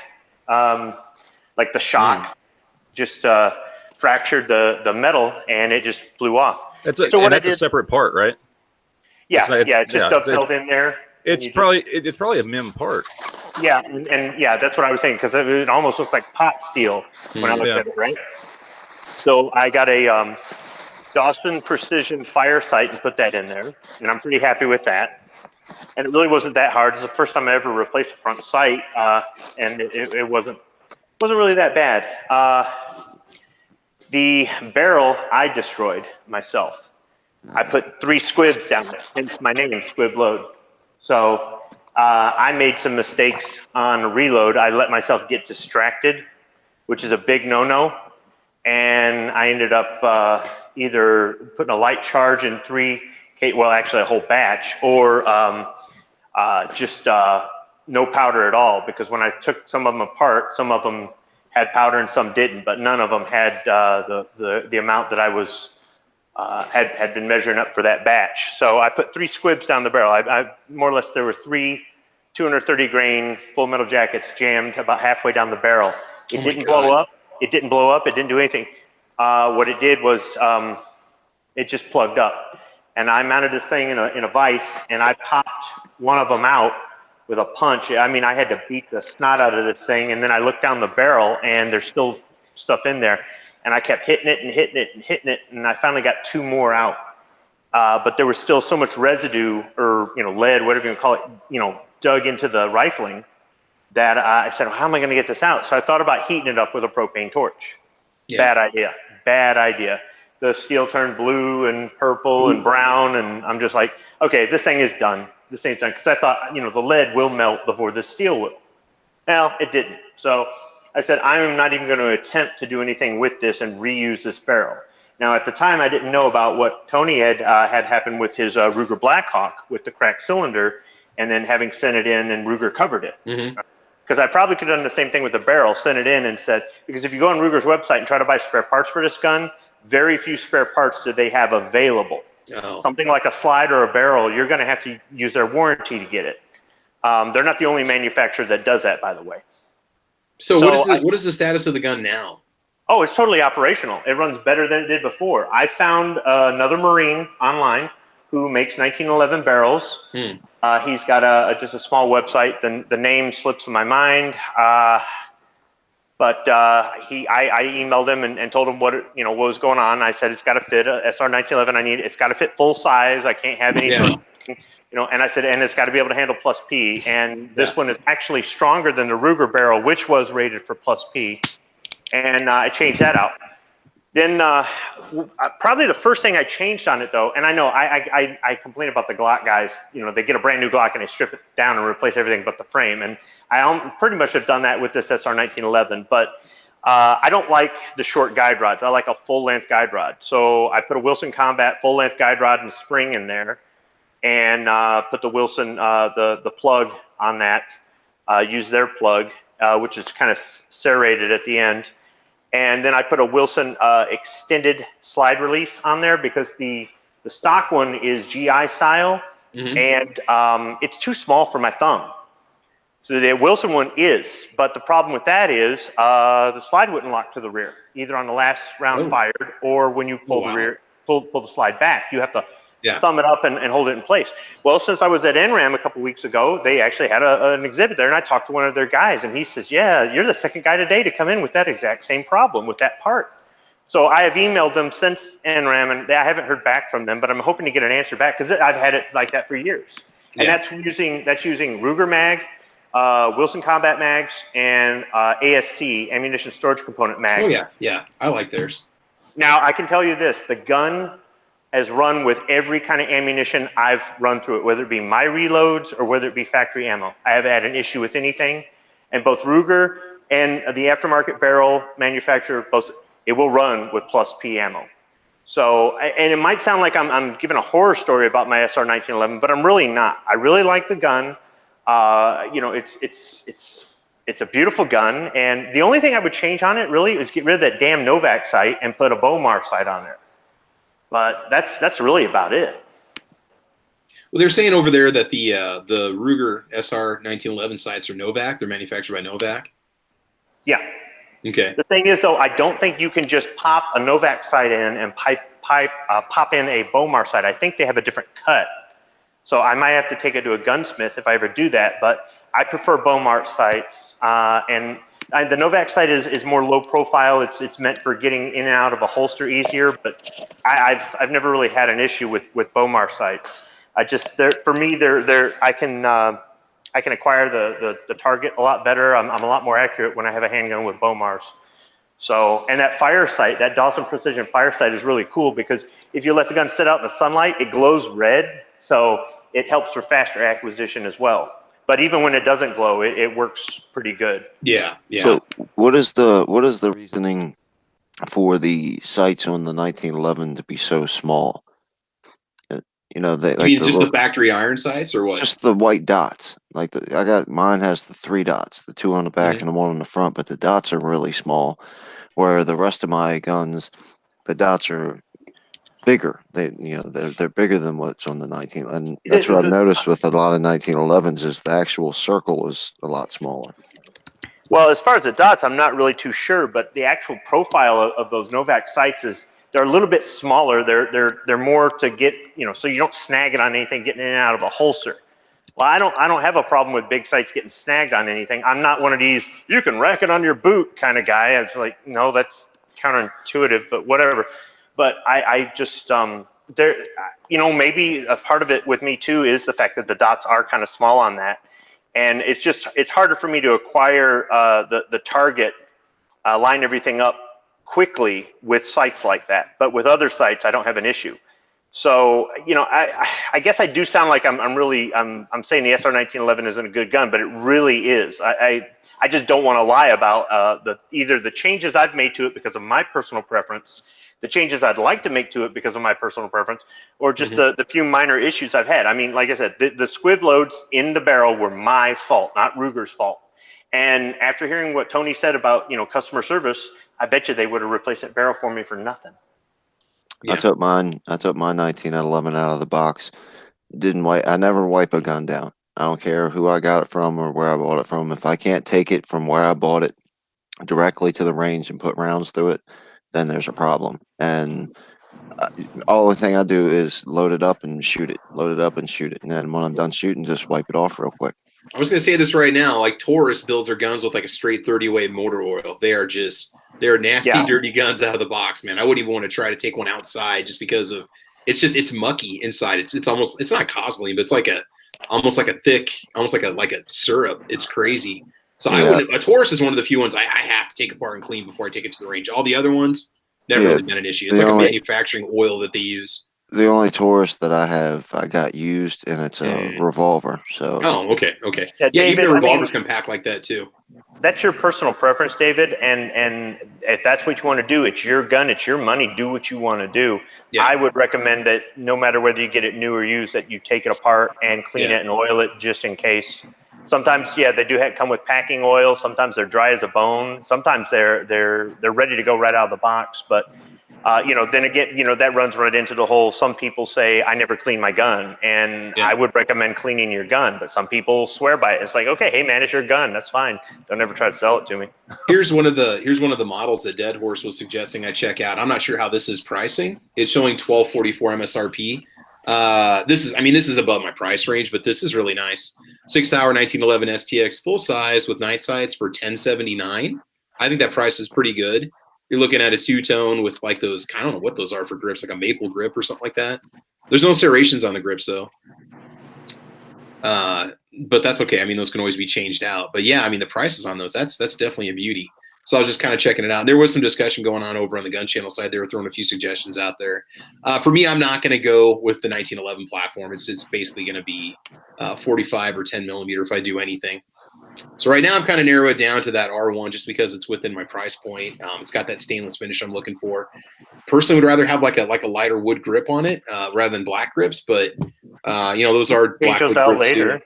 Well, yeah, definitely not going to be an issue. So. Yeah, the Ruger comes with those rosewood grips, and they really are nice. Yeah. I've had them with plastic and wooden grips, and I can't say that plastic grips are necessarily bad, especially if it's kind of a utilitarian kind of gun. But with the stainless finish, those rosewood grips are really nice. And what's kind of nice about the SR1911 is that it's kind of a brushed stainless, but some of the controls are black.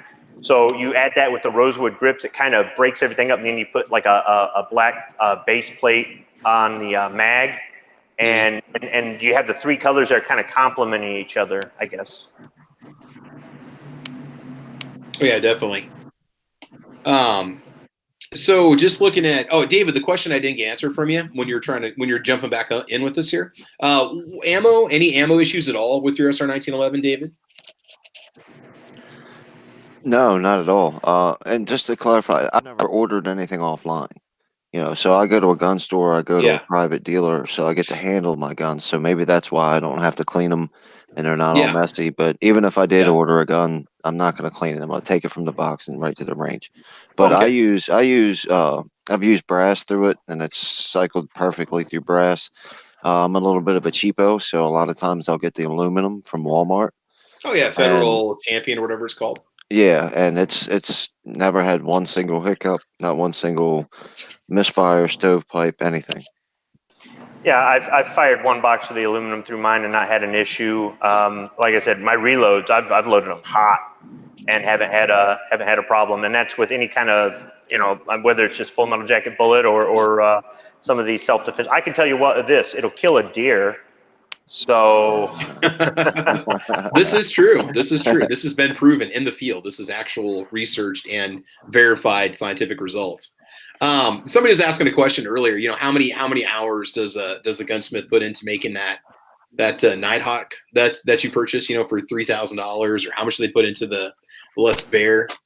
How much time goes into something like this? I mean, this thing has got some just freaking amazing checkering or stippling on the front. As just, I mean, that is so freaking tight. It almost looks like a mesh.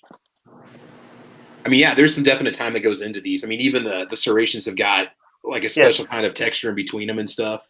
See, I mean, look at it. It's got front and rear serrations. The sights are perfect. I mean, that's definitely laid out kind of the way I can pick those up a lot faster than Novaks. I don't think those are Bomars, but they look pretty similar. No, these are Trigicon sights. Okay. These came from the factory. The only thing is, I want you to consider this. I realize that's Stan's gun. Does have a match barrel too. If that was yours, how would you feel about taking this thing to the range? And I mean, would you be worried about scratching it more so, or anything else? Here's my philosophy on it. If I was going to buy an expensive car, or if I was going to marry a supermodel, I'm not going to keep it at home. I'm not going to keep it in the garage. It's going to go with me. It's going to get used. I'm not going to use a model, but I'm just saying, it's not. It's fair enough. If you're going to spend this kind of money, you got to enjoy it, man. I mean, if you want to buy it as like a collection piece or conversation piece, or maybe it's a limited run model. I mean, life is too short to not enjoy something like this. I'm sorry. But definitely to be able to enjoy it, you're paying a premium for it. You need to enjoy it. And I'm not saying there's an absolute, and like I said, my first 1911 was just a basic Rock Island GI model. It was great, But if I'm going to drop this kind of cash where this is worth more than the vehicle I have in my garage right now, you're darn right I'm going to take something like this out and have fun with it. Oh, heck yeah. I mean, yeah, it's if we follow this philosophy, we always say, guns are tools. Guns are tools. They're meant to be used. They're meant to be, run hard and then just put away, or whatever. Run hot and put away. Yeah, I mean, I would definitely take something like that out. I wouldn't be, unless I'm worried about resale or something like that. Then it'd be like, well, I don't want to get it scratched up. I don't. But see, now here's the funny part: that Beretta 92 FS that I sold my dad, the Inox compact model.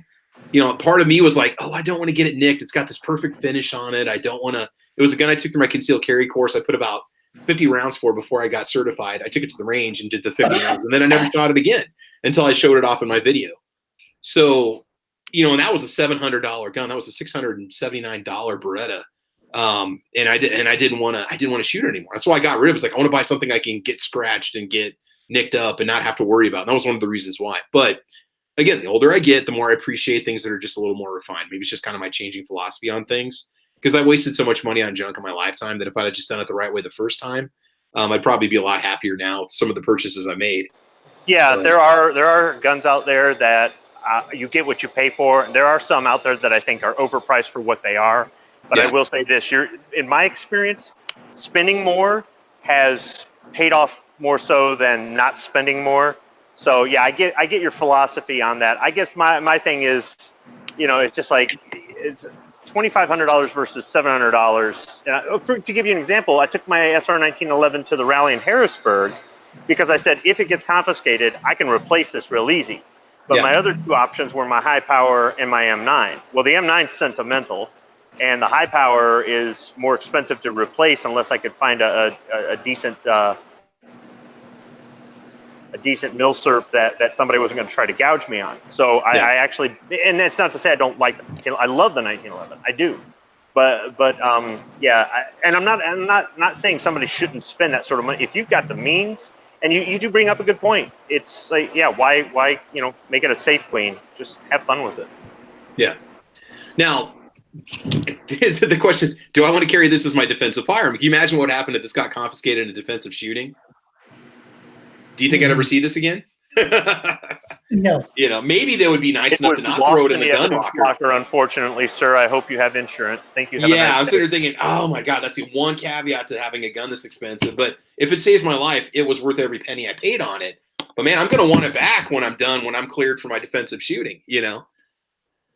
Makes me nervous having something like that, you know, just that kind of cash wrapped up in your defensive firearm. The person that runs the impound area at the police department, honey, they're going to have a great time with it. They're look what I just got at work today, honey. Oh, I know. I've heard horror stories where guys get their guns back and they're beat up and they're dirty and they're filthy and they were fired once before they were confiscated because of a defensive shooting. You hear horror stories about that. And it's nicked up and it was thrown in a gun locker somewhere. It was locked up in a locker room style locker, just tossed in there and locked up, you know, for 6 months. That's the one reason why I don't want to spend more. It's because I actually would have this on me. I would have it with me. I'm going to be out that much more if it ever would be used in a defensive shooting. You should say, well, that's the last of your worries because you've got to now defend your own life against a jury or a trial or charges or whatever, you know. So yeah, it's be the one reservation holding me back from spending that kind of money on one. But again, you know, if it's just the range and home, chances of it being used in defensive shooting would probably be a little bit less than if it's your daily carry. I mean, that's pretty hard to argue. So what do we have here? We got Sandhill Shooter commenting out there. He's saving up for the Cabot or Cabo Meteorite 1911. They're only $1 million, right? 4.5. $4.5 million. Okay, there we go. Yeah, the one nice thing about the 1911 mags are very cheap. That's the one thing that kind of scares me away from going with the 10 millimeter Rock Island is the cost of the magazines. I might not be able to find an alternative manufacturer. It might be Rock Island only. Now, Adam Jimenez is telling me that they are readily available online. I didn't check the prices. So when I show you guys kind of some of the options that I was looking at here, you can kind of make your comments and stuff and just let me know what you think. I was checking over on the gun channel side, and that link I showed you for that SIG, that was coming from Dead Horse over there sharing a little bit with us. One person says, Kimbers don't like cheap ammo. My experience, that's from Muscle Dog Mafia. You know, you might have to run a hotter plus P ammo or a heavier grain ammo to make the gun cycle. It's not going to like that Winchester white box that you're running. You need to upgrade a little bit. Maybe go with a Hornady or something like that. So, see if there's any other comments over here on the gun channel side. Make sure you guys are checking out gunchannels.com. It says, if you are only going to own one 1911, you go Colt or go home. Just saying. Squib, what are your thoughts on that? Have you ever had a Colt or had a chance to fire a Colt 1911 before in your experience? I shot Ohio 45 ACP's Colt, and I can't remember if it was a Gold Cup or not. The thing ran really good. You know, I've shot Colt revolvers. Obviously, we were shooting one together. Yeah, it was the first time I handled a Colt 1911. I liked it. You know, single stack, classic. You know, full size. Beautiful gun. Shot well. Shot like pretty much any other 1911 I've shot.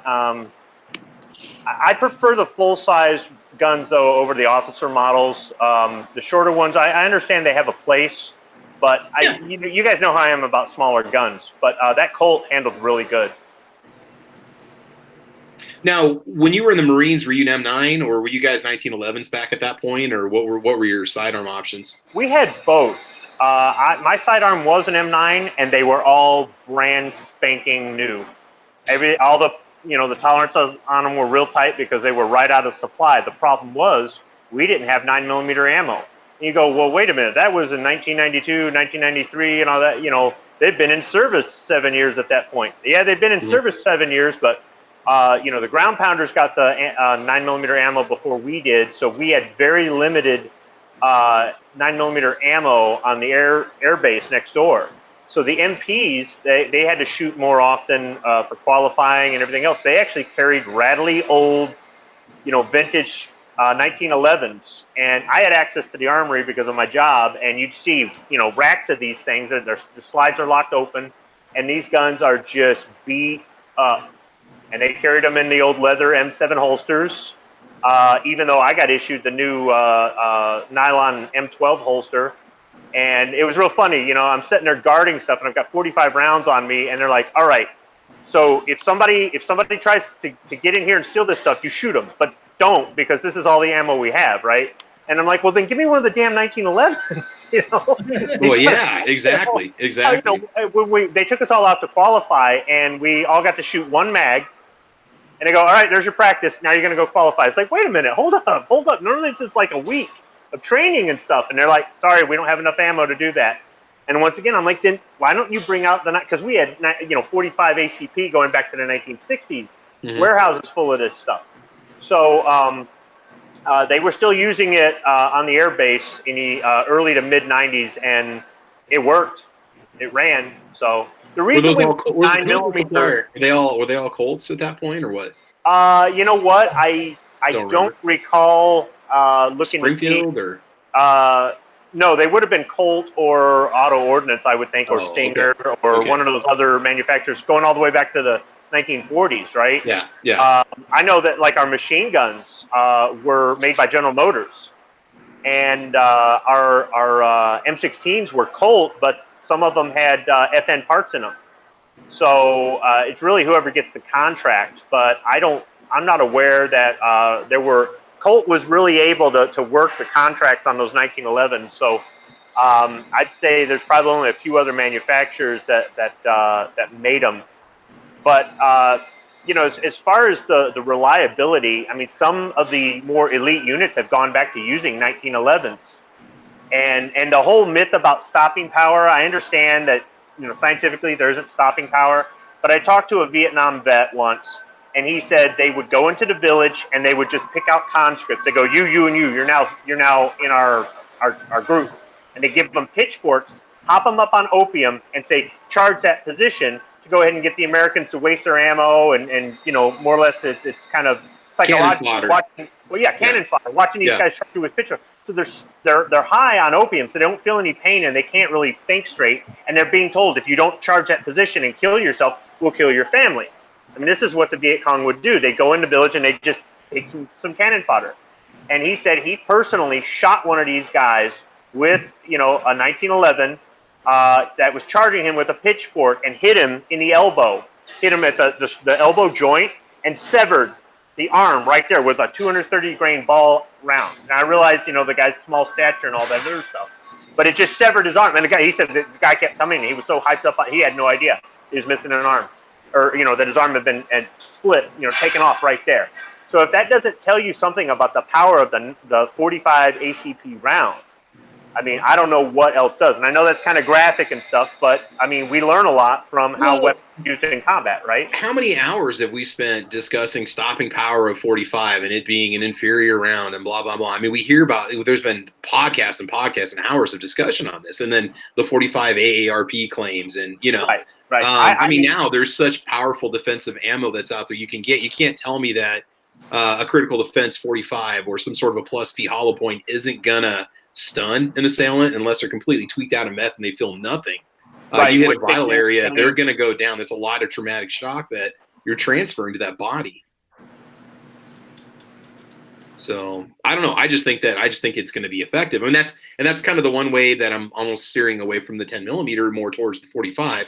Is just because I want an effective round if it needs to be used in a defensive shooting. Well, not that a 22 long rifle couldn't be effective or a 32 ACP couldn't be effective, but if you're gonna spend that kind of money, a good way to sober up your vast majority of tweakers is getting shot. I'm sure. These stories. I'm not saying it's not true. I've experienced people hopped up on drugs that just felt no pain. But your average guy who's going to be smoking some meth, if catches a 45 or a 22, it's going to sober up real quick. Well, you see the people that are on drugs. You see a lot of these police brutality vehicles. Well, then videos. It turns out a lot of times in these situations, these people were high on something. They were tweaked out, so they weren't feeling the pain of the batons, or they weren't feeling the taser didn't phase them. Right, because it takes multiple shots to take them down. Unfortunately, Two or three summers ago, there was a guy walking around naked in DC with his abdomen hanging out. Oh yeah. And he was all juiced up on PCP, but he was still trying to fight and walk and but he was one of his hands. He was holding his abdomen because he cut his stomach open. Oh my God. But see, I'm not going to knock the 9mm either. Like you said, with the modern ammunition, they've got more powerful. They've got better bullets. They've got a lot of plus P availability and things like that. But here's the thing about the 9mm. The reason I said earlier I don't like it in 1911 is because you can just go to the high power and then you've got your John Browning steel gun, so why bother? But the thing is, a lot of people they don't understand is that the American military switched to the 9mm not because it's better, not because it's cheaper, not because of the myth of the 45 stopping power not being true or any of that. It's because our allies used it. We use all the that's why whenever somebody goes, they're going to use 6.8 SPC or 6.5 Grendel for your standard infantry. No, not unless NATO adopts it. Yeah. So we use the same ammo as our NATO allies for our general purpose, troops and security and stuff like that. Special forces, they have, a lot more leeway to do what they do. So if anybody thinks that if you want to get a 45 ACP 1911, that you're just getting a clunky old antique gun and it's nothing because these new Wonder 9s and I know that's using a 1980s term. Oh yeah. No, it's really it's not about that. It really is still a viable round, and that is still a viable platform. Yeah. Yeah, I definitely think so. And I mean, and again, I always talk about these police videos. There's a couple channels I'm sub to, and I'm hooked on the videos mainly because I like to see how the police officers handle the people, how they confront these people that they get these calls on. And there's so many times where when the officer draws and fires, they kill the person or completely incapacitate them the first or second hit, and they're just using 9mm. So I have no doubt that 9mm can't be effective at all. So here I am. I'm slowly closing tabs on the models I was considering going with. For the 1911, it was either going to be like an SR 1911 or it's going to be, Remington R1 as an option. And then Rock Island's got a whole slew of models that they make, in 10mm, 45, 40, 38 Super. So let me just show you what some of the options were that I was looking at. Part of me would like to go back to a 10mm just because my first pistol that I bought was a G20. I think it was a Gen 2 back in the late 90s. But the first one I'm looking at is obviously an R1 or a variant of the R1. Obviously, I'm not going to buy it here. If I get one, like I said, I can get one locally. You guys are showing me and sending me links to $4.99. It says purchase this Remington firearm and receive a $75 cashback rebate, limit 5 per customer. So if I could get the upgraded R1S version of this, the $630 one, and get the $75 off on it, that would definitely be the way to go. This is the look I really wanted to go for. I really like that kind of conservative, kind of stainless look. It's not too blingy, but it's also nice. And I do love the walnut grips on there. I definitely wanted to go with, the wood grips. But then I started looking at the, the Rock Island kind of catalog and what they have. And I just think this is cool. I just think this just looks awesome. The Tactical Ultra 10mm, you've got the G10 aggressive, like scaled grips. You've got the fiber sight. You got the adjustable rear sight. You got the tack rail, skeletonized adjustable trigger, the skeletonized hammer. Man, that's your 8 rounds. Sig Nightmare right there. What's that? That's your Sig Nightmare right there. That looks just like that, man. The stainless parts. Yeah, this one, and I don't know, I'd have to really look into what this thing's made out of. Are they using a forged slide and barrel? Even Taurus, believe it or not, uses a forged slide barrel and frame on their 1911s. I cut the Taurus out because the Taurus price point is going to put me within the same range of an R1 if I go with one of those online retailers. There isn't going to be much of a difference. I'd rather go with Remington versus Taurus, or Rock Island for that matter. And yeah, so the TAC Ultra, they make like a full size and mid size. Now, the only thing with this is only got 8 rounds. Okay, it's 10mm. You can run plus P through it. But I think it looks kind of cool. I don't know. What do you guys think? I think it's a beautiful gun. I like it a lot. Good gun. And again, I don't know why I feel like I need an accessory rail because I mean I've got what lights that are mounted on the weapons in the home, and that's not their double stack though, right? No, it's not. And see, here's the problem I have with the double stack. This is the only issue I run into with this one. When you want to go double stack, I don't think they make a TAC Ultra with the rail double stack. This is what I'm seeing. And maybe I need to go check the Rock Island website. Maybe you guys can fact check me that are watching this on the Gun Channel side or the YouTube side. There's your 10mm 16 round. So full size frame with a double stack mag, Parkerized finish, full length guide rod, dovetail mounted fiber optic front rear sights, LPA MPS1 type adjustable rear sight, narrow slide serrations, but it doesn't have a tack rail on it. And not that it's a make or break, because I mean I would probably hold a separate flashlight anyway if I got into something serious. 70 series design. I bet you that one's got proprietary mags for sure. That's just it. And you only get one, and that was one complaint about it, is it only comes with one. Well, what's it going to cost me for another mag?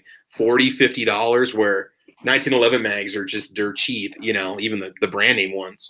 And that's not as attractive as the last one either. No, it doesn't. Just based on the looks. I wish they would do, maybe they do a 16 rounder, but it's a lot more expensive if you want to go with the 5-inch barrel with the tack rail on it and stuff. But that's almost the same thing, just short of the tactical rail or the Picatinny rail on it, versus what I just showed you guys. But I just think that it's cool. I just kind of wish it had a different front end. But again, 16 rounds of 10 millimeter. Okay, that's some pretty decent firepower to back yourself up with. 4140 ordnance steel, CNC machining, hand fitted and confirmed to meet strict tolerances. 4140 steel frame and slide, button rifled barrel. One magazine, though, is the only thing that kind of bothers me. And then adjustable trigger, extended beaver tail, skeletonized trigger, and hammer.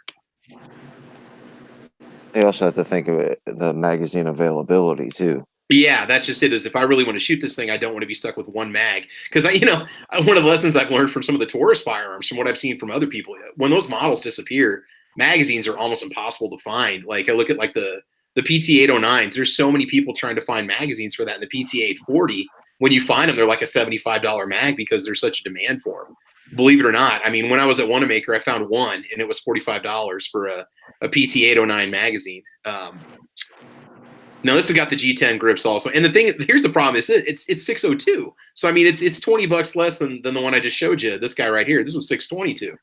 So it's either going to be between a Remington R1 and the TAC Ultra, but you guys keep saying, well, you're going to get a 45 anyway. Just start off with the 45 and then work your way over to 10 millimeter. I'm not really going to worry about ammo costs because I could reload the 10 millimeter easily or the 45 for that matter. So it's not really going to be an issue when it comes to ammo costs. Did you I don't know. Did you say you already had a 1911 at one point?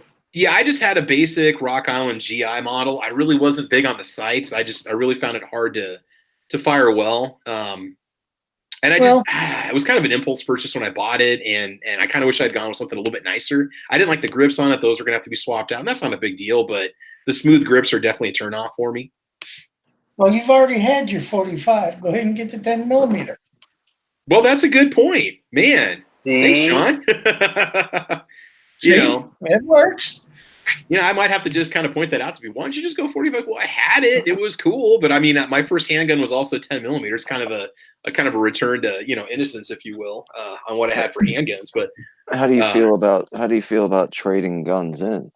Say you buy the 45 and it just isn't what you were looking for. Not that there's anything wrong with it. It just doesn't feel at home when you got it. Maybe I just don't like the way it shoots. I can't shoot it well, or I'm just kind of like meh. It's kind of meh. Can you trade it in? I've never traded in a gun. Do you lose value? Like how do I don't know how that works. I've sold back when Facebook used to allow us to sell guns. I sold a lot of guns. I would sell and upgrade. I'd sell this and buy this and upgrade and trade this off and that. I have traded before with other people. I can trade in at the pawn shop if I want to. I could also sell it and go through Stan at SS Pawn for the transfer and stuff like that.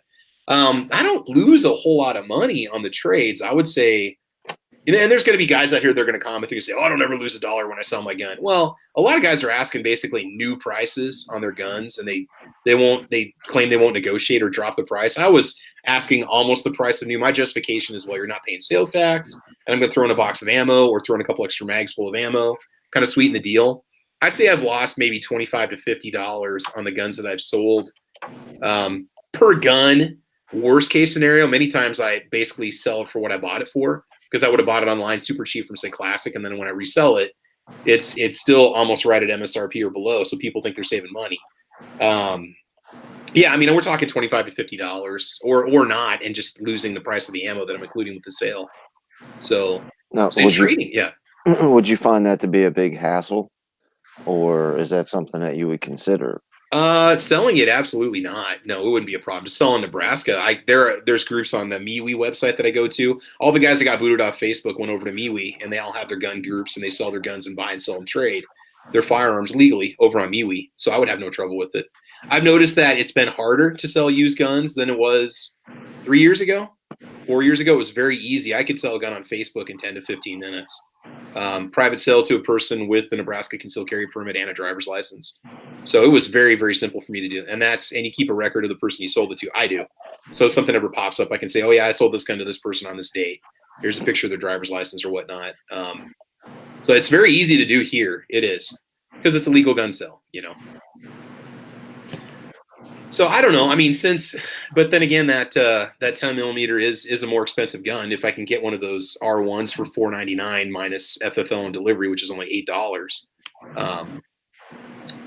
that's that really, or $630 for that R1S model. I think it's going to have to come down between either the R1S or the Rock Island 10 millimeter tactical ultra model.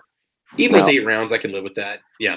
Are they both available in different finishes, or is the Rock Island the only one that's available in the stainless, and then this one's only available in the black and yeah. R1's available blued, and then a couple different types of metal finishes, like a brushed stainless or a matte stainless, blued or parkerized or whatnot. The Rock Island, that was the Remington. I'm sorry, the Remington's available like that. The Rock Island, I believe that the TAC Ultras only come in black. Yeah, my nephew's got one of the Rock Islands, and it's really nice, and it's the black with the wood grips. Yeah. Now, does he have just the basic GI model? Yeah. Okay, and see, I am totally cool. I mean, I was very impressed. The finish on that, there was no marring or marks or jagged metal finishes on the inside of it. I mean, that sucker was fine all the way through. There was absolutely nothing wrong with it. I mean, it felt like you're holding, like an older 1911. I mean, it really was decent. I'm looking up the TAC series over on Rock Island right now. Here we can. The only reason I would want a reproduction of a GI model was because I would be trying to replicate the actual, surplus gun or the actual military gun from that era. So, I mean, like Auto Ordnance today is not the same company it was back in the 20s, 30s, 40s, whatever. But they were a contractor. So, I mean, if I wanted to get one, I'd probably, shell out the money for an Auto Ordnance reproduction or an Inland Arms reproduction. But for everyday carry or for at the range or whatever, at that point, one that's civilianized, with better gear on it, I'd say do that. So, I mean, I realize that if you want to get into the 1911 platform and you don't have a lot of money and you don't want to save up or use the dreaded credit card, then, I guess getting that is better than nothing, especially if you're new to guns and you really don't know if you're going to like this thing or not. But there are so many people out there that have them. Get a gun buddy like Stan and, shoot theirs and you'll figure out what you would like to have, what kind of features you would like. Oh, yeah. So I do have good news for you guys. I can get the Ultra threaded 16 round with the TAC rail. So they do make it. It might only come threaded in a 16 round with the rail, but it's going to be a threaded barrel. So I mean, I don't know what if it's threaded, are the sights set up for suppressor then? Are they? I don't think so. I'm not seeing tall sights on it. That'd be something you're going to run into if you want to run a suppressor. For me, it would be about having the rail, but also the 16 round capacity. So to me, that's Are you going to get a suppressor for it? Not in 45 immediately. I want to get one for my Ruger American Ranch in 7.62x39. That was going to be the first one because I shoot that thing so much that would be great to have. Plus, it would be a hunting rifle, so it'd be nice to have the suppressor on there. So, would there be any advantages to the 1911 with the threaded barrel capability if you're not going to put a suppressor on it? Yeah, this one, the fact that it has the Picatinny rail on it, I like that. So I can put a weapon mounted, or I can put a light on it. Oh, okay, so the one with the rail is the threaded barrel and the rail come together. Yes, that's. I don't think they make this one with the rail with 16 rounds without a threaded barrel. I could be wrong. Maybe they do. Maybe they just don't make it anymore. But I was going to click on Buy US Now and see where these are located or who has them, or they want to use a dealer locator. I'll find one. I'll look one of these up and see what they go for. I can't imagine it's going to be much more than just the regular.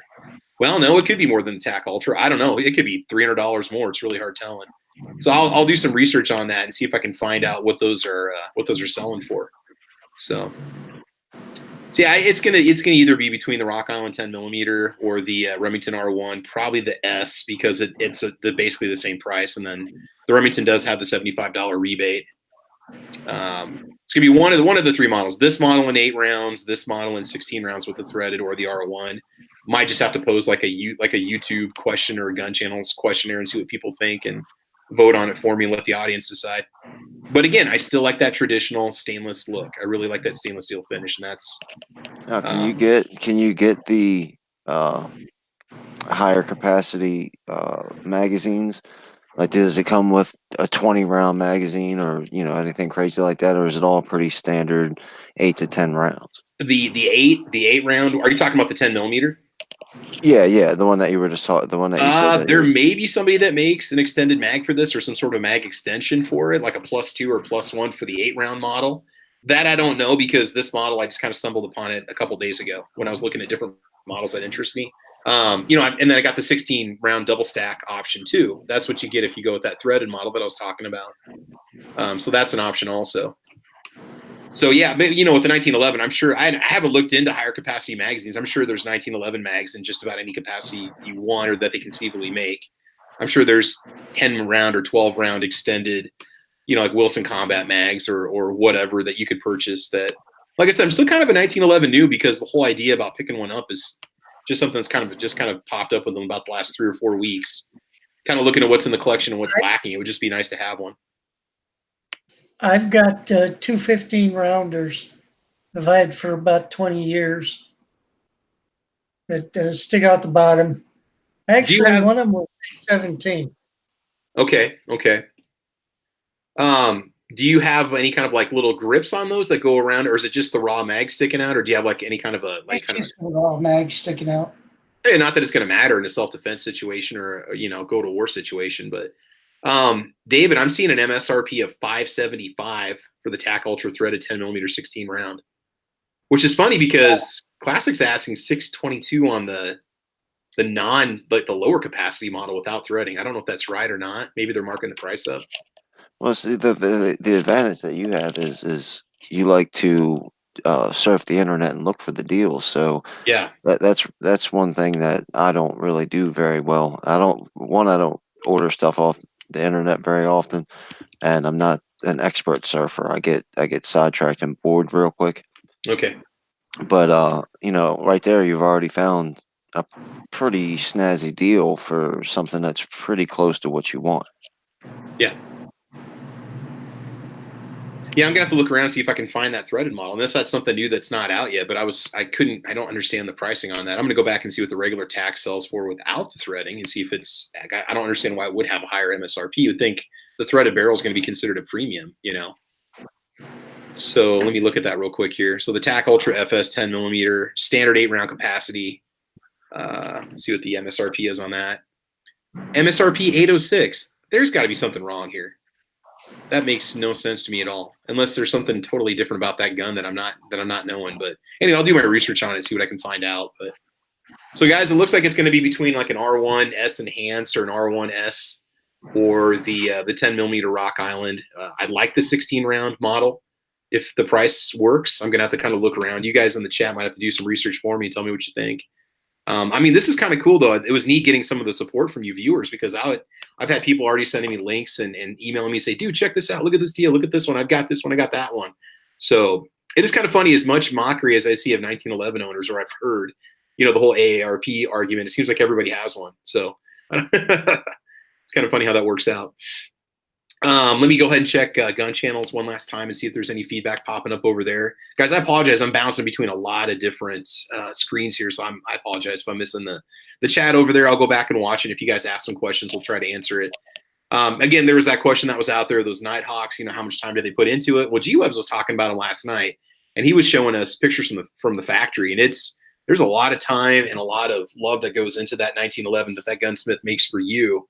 Because you've got one builder that makes that one gun, and it's as perfect as it can be when it leaves their warehouse. So we have the inside track on the Nighthawk 1911. Mr. Jason Stewart out in the chat just got one. So yeah, a little bit of pressure, peer pressure. Do a video, peer pressure.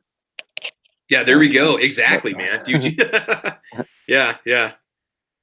I want to see what that vehicle parked in my garage, how the price on that matches up with the 1911 of the same price. You know, it's I'm just looking at some of the comments that people are making on the gun channel side. $37 each for the double stack mags. Oh, for that 16 round for the Rock Island. Yeah, and I didn't. You know, I've never used this company or whatnot. I was having trouble searching on my phone. It's a lot easier when I'm at my desktop, but I found them in stock for $37. What about Wanamaker, Travis? No, that's a possibility. I I'd have to have it shipped back, but they're only like what, $20-$25 for shipping or something like that. I'm Is sure what we were seeing on most companies. Yeah.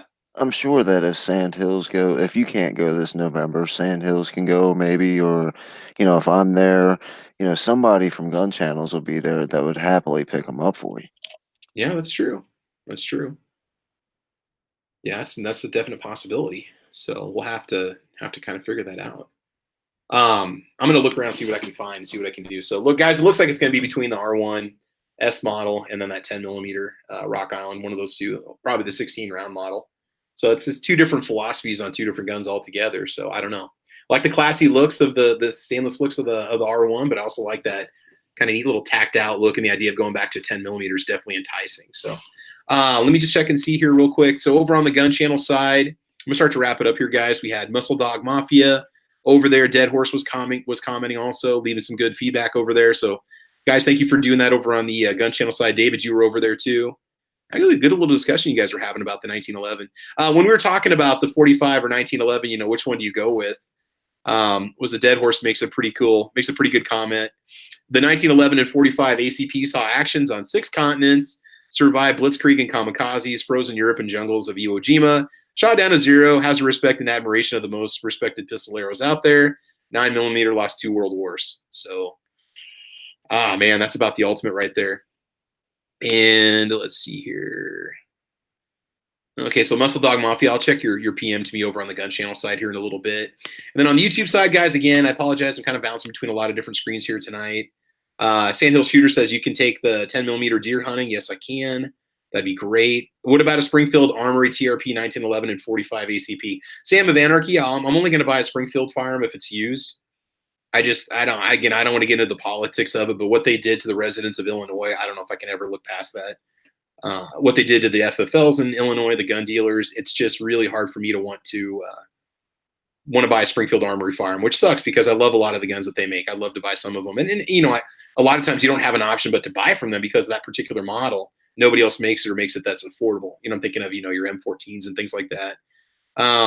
Jason Stewart saying, twist my arm, LOL, maybe make my first video. Oh man, Jason Stewart, go down the Gun Channel rabbit hole and start making videos. It's an addiction, I'm telling you. So he hosted a live stream. He did a video episode, I guess you would call it, of the new voices. Oh, so okay. He's never even put out a video, but he's already hosted a hangout. He's got a natural talent, man. He's got a natural talent. That's it right there. That's what it comes down to. So heck yeah. Well, everybody, I want to thank you guys for joining in on episode 93. Should be starting at normal time next week. It should not be a problem. We might have to look into this topic with a little more detail, or maybe I'll come back with some more results. We did not get a chance to discuss ammo, brands that we find to be overall reliable, calibers that work, calibers that don't work in certain brands and things like that. Just kind of bring some ammo experience to the table. We haven't discussed ammo in a long time. We did have some reloading discussions many moons ago, and the reloading episodes of Caliber Corner are still up over on guntube.org. You can type in Caliber Corner reloading, and they'll pop up if you want to watch them. We did 3 or 4 really good episodes. But again, I think I either have them unlisted or they're just not up on YouTube anymore, just because I don't want to get nailed it for anything for doing reloading videos. And again, a lot of guys still do reloading videos that people don't care on YouTube, but I do. So anyway, we had a lot of people join us tonight. We had Never Enough Ammo joining us. We had Night Strike joining us. Tardot was with us. I want to thank you guys for being here. Hopefully I'm not forgetting anybody. Who else was? AWAG was with us for a while. AWAG, thank you for coming to the show. And again, we'll go ahead and wrap it up with my left here. So, John, you want to say something before we go? John Brown, you there, buddy? Yeah, I had to find a mute. No, it's all good, man. No, there's always that delay with the mic with the mic button. Yeah. Any closing remarks before we go? Anything we can find on your channel, or anything you just want to leave us with? Well, I got a couple of videos if anybody's interested. One of them tells how that Remington ran 1911 got in the country and how it got into my hands. Oh, cool, cool. Other than that, just thank you for letting me on. I enjoy doing these chats. Cool. And good to have you on here, man. About ammo, most of the 45s I've shot The only thing that they don't like is hand loads and semi-wide cutters. Squid might know a thing or two about that. Yeah. Interesting. I don't know. Okay. Well, hey, thanks for being on here, and I'll keep inviting you to future episodes. I just got to remember to get you guys in the lineup with the email list when I send it out. So thanks for being on the show tonight. And it's good to finally. Is this the first time you've been on here or not? Or second? A second, because I was on last week with Night Strike. Oh yeah, the battle rifle edition. Which, guys, make sure you check out Night Strike's channel. He did a really good 92 and a half is what he called it. Caliber Corner number 92 and a half or something like that. It was kind of the halfway point between episode 92 and 93. So make sure you check it out. They had a great discussion on 308 battle rifles. With Night Strike having one, and some of the other guys having them. What's that? He's got a good channel on GunTube. Mm-hmm. He's got a lot of good content. You guys need to check it out, man. Yeah. Definitely. All right, man. Well, David Bowling, Kingpin, thanks for being with us tonight, man. Appreciate you stopping by for a while. Oh, always a pleasure, Travis. Thank you very much for having me. All right. And I appreciate you sharing your experiences with the SR 1911. And again, that's another one. I'm going to hunt around and see what the prices look like on those, because I'm a fan of Ruger. I've got several Ruger firearms. I've owned quite a few, and I've never had a problem with them. So yeah. Plus, with pricing, generally you don't want to listen to what I pay, because all the gun stores around me are expensive, and the state of Maryland is more expensive. So you can always find better deals. You know, you might pay even more for sales tax, and there's extra fees on there, and there's this and that you got to go through just to get it. So. And that's another reason that I generally don't shop online, because even if I find a great deal, by the time I pay shipping, the credit card fees, the FFL fees, and all that kind of stuff, might as well just buy it here. But just buy local and be done with it. There's a chance that you could find it for $745-ish and up, but anything below $745, I'd grab it, even if it's past your budget. Just get it. Well, these guys were showing me gun websites I really had never hunted on. I usually bounce between, Classic Firearms, Davidson's, Gun Genie, that's PSA. That's pretty much it. That's, those are the three places I kind of look for firearms, but I need to definitely branch out more, because there are some amazing prices out there. I mean, at $499 for an R1 and then a $75 rebate,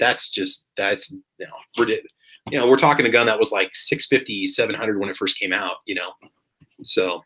All right, man. Cool. Thanks for being on, man. Hopefully we'll get you back on next week too. So always a pleasure. Thank you. All right. Squibby, thanks for joining us, man. You want to give us any parting words before we go ahead and wrap this one up? No, just thanks for the invite, and it's a good subject.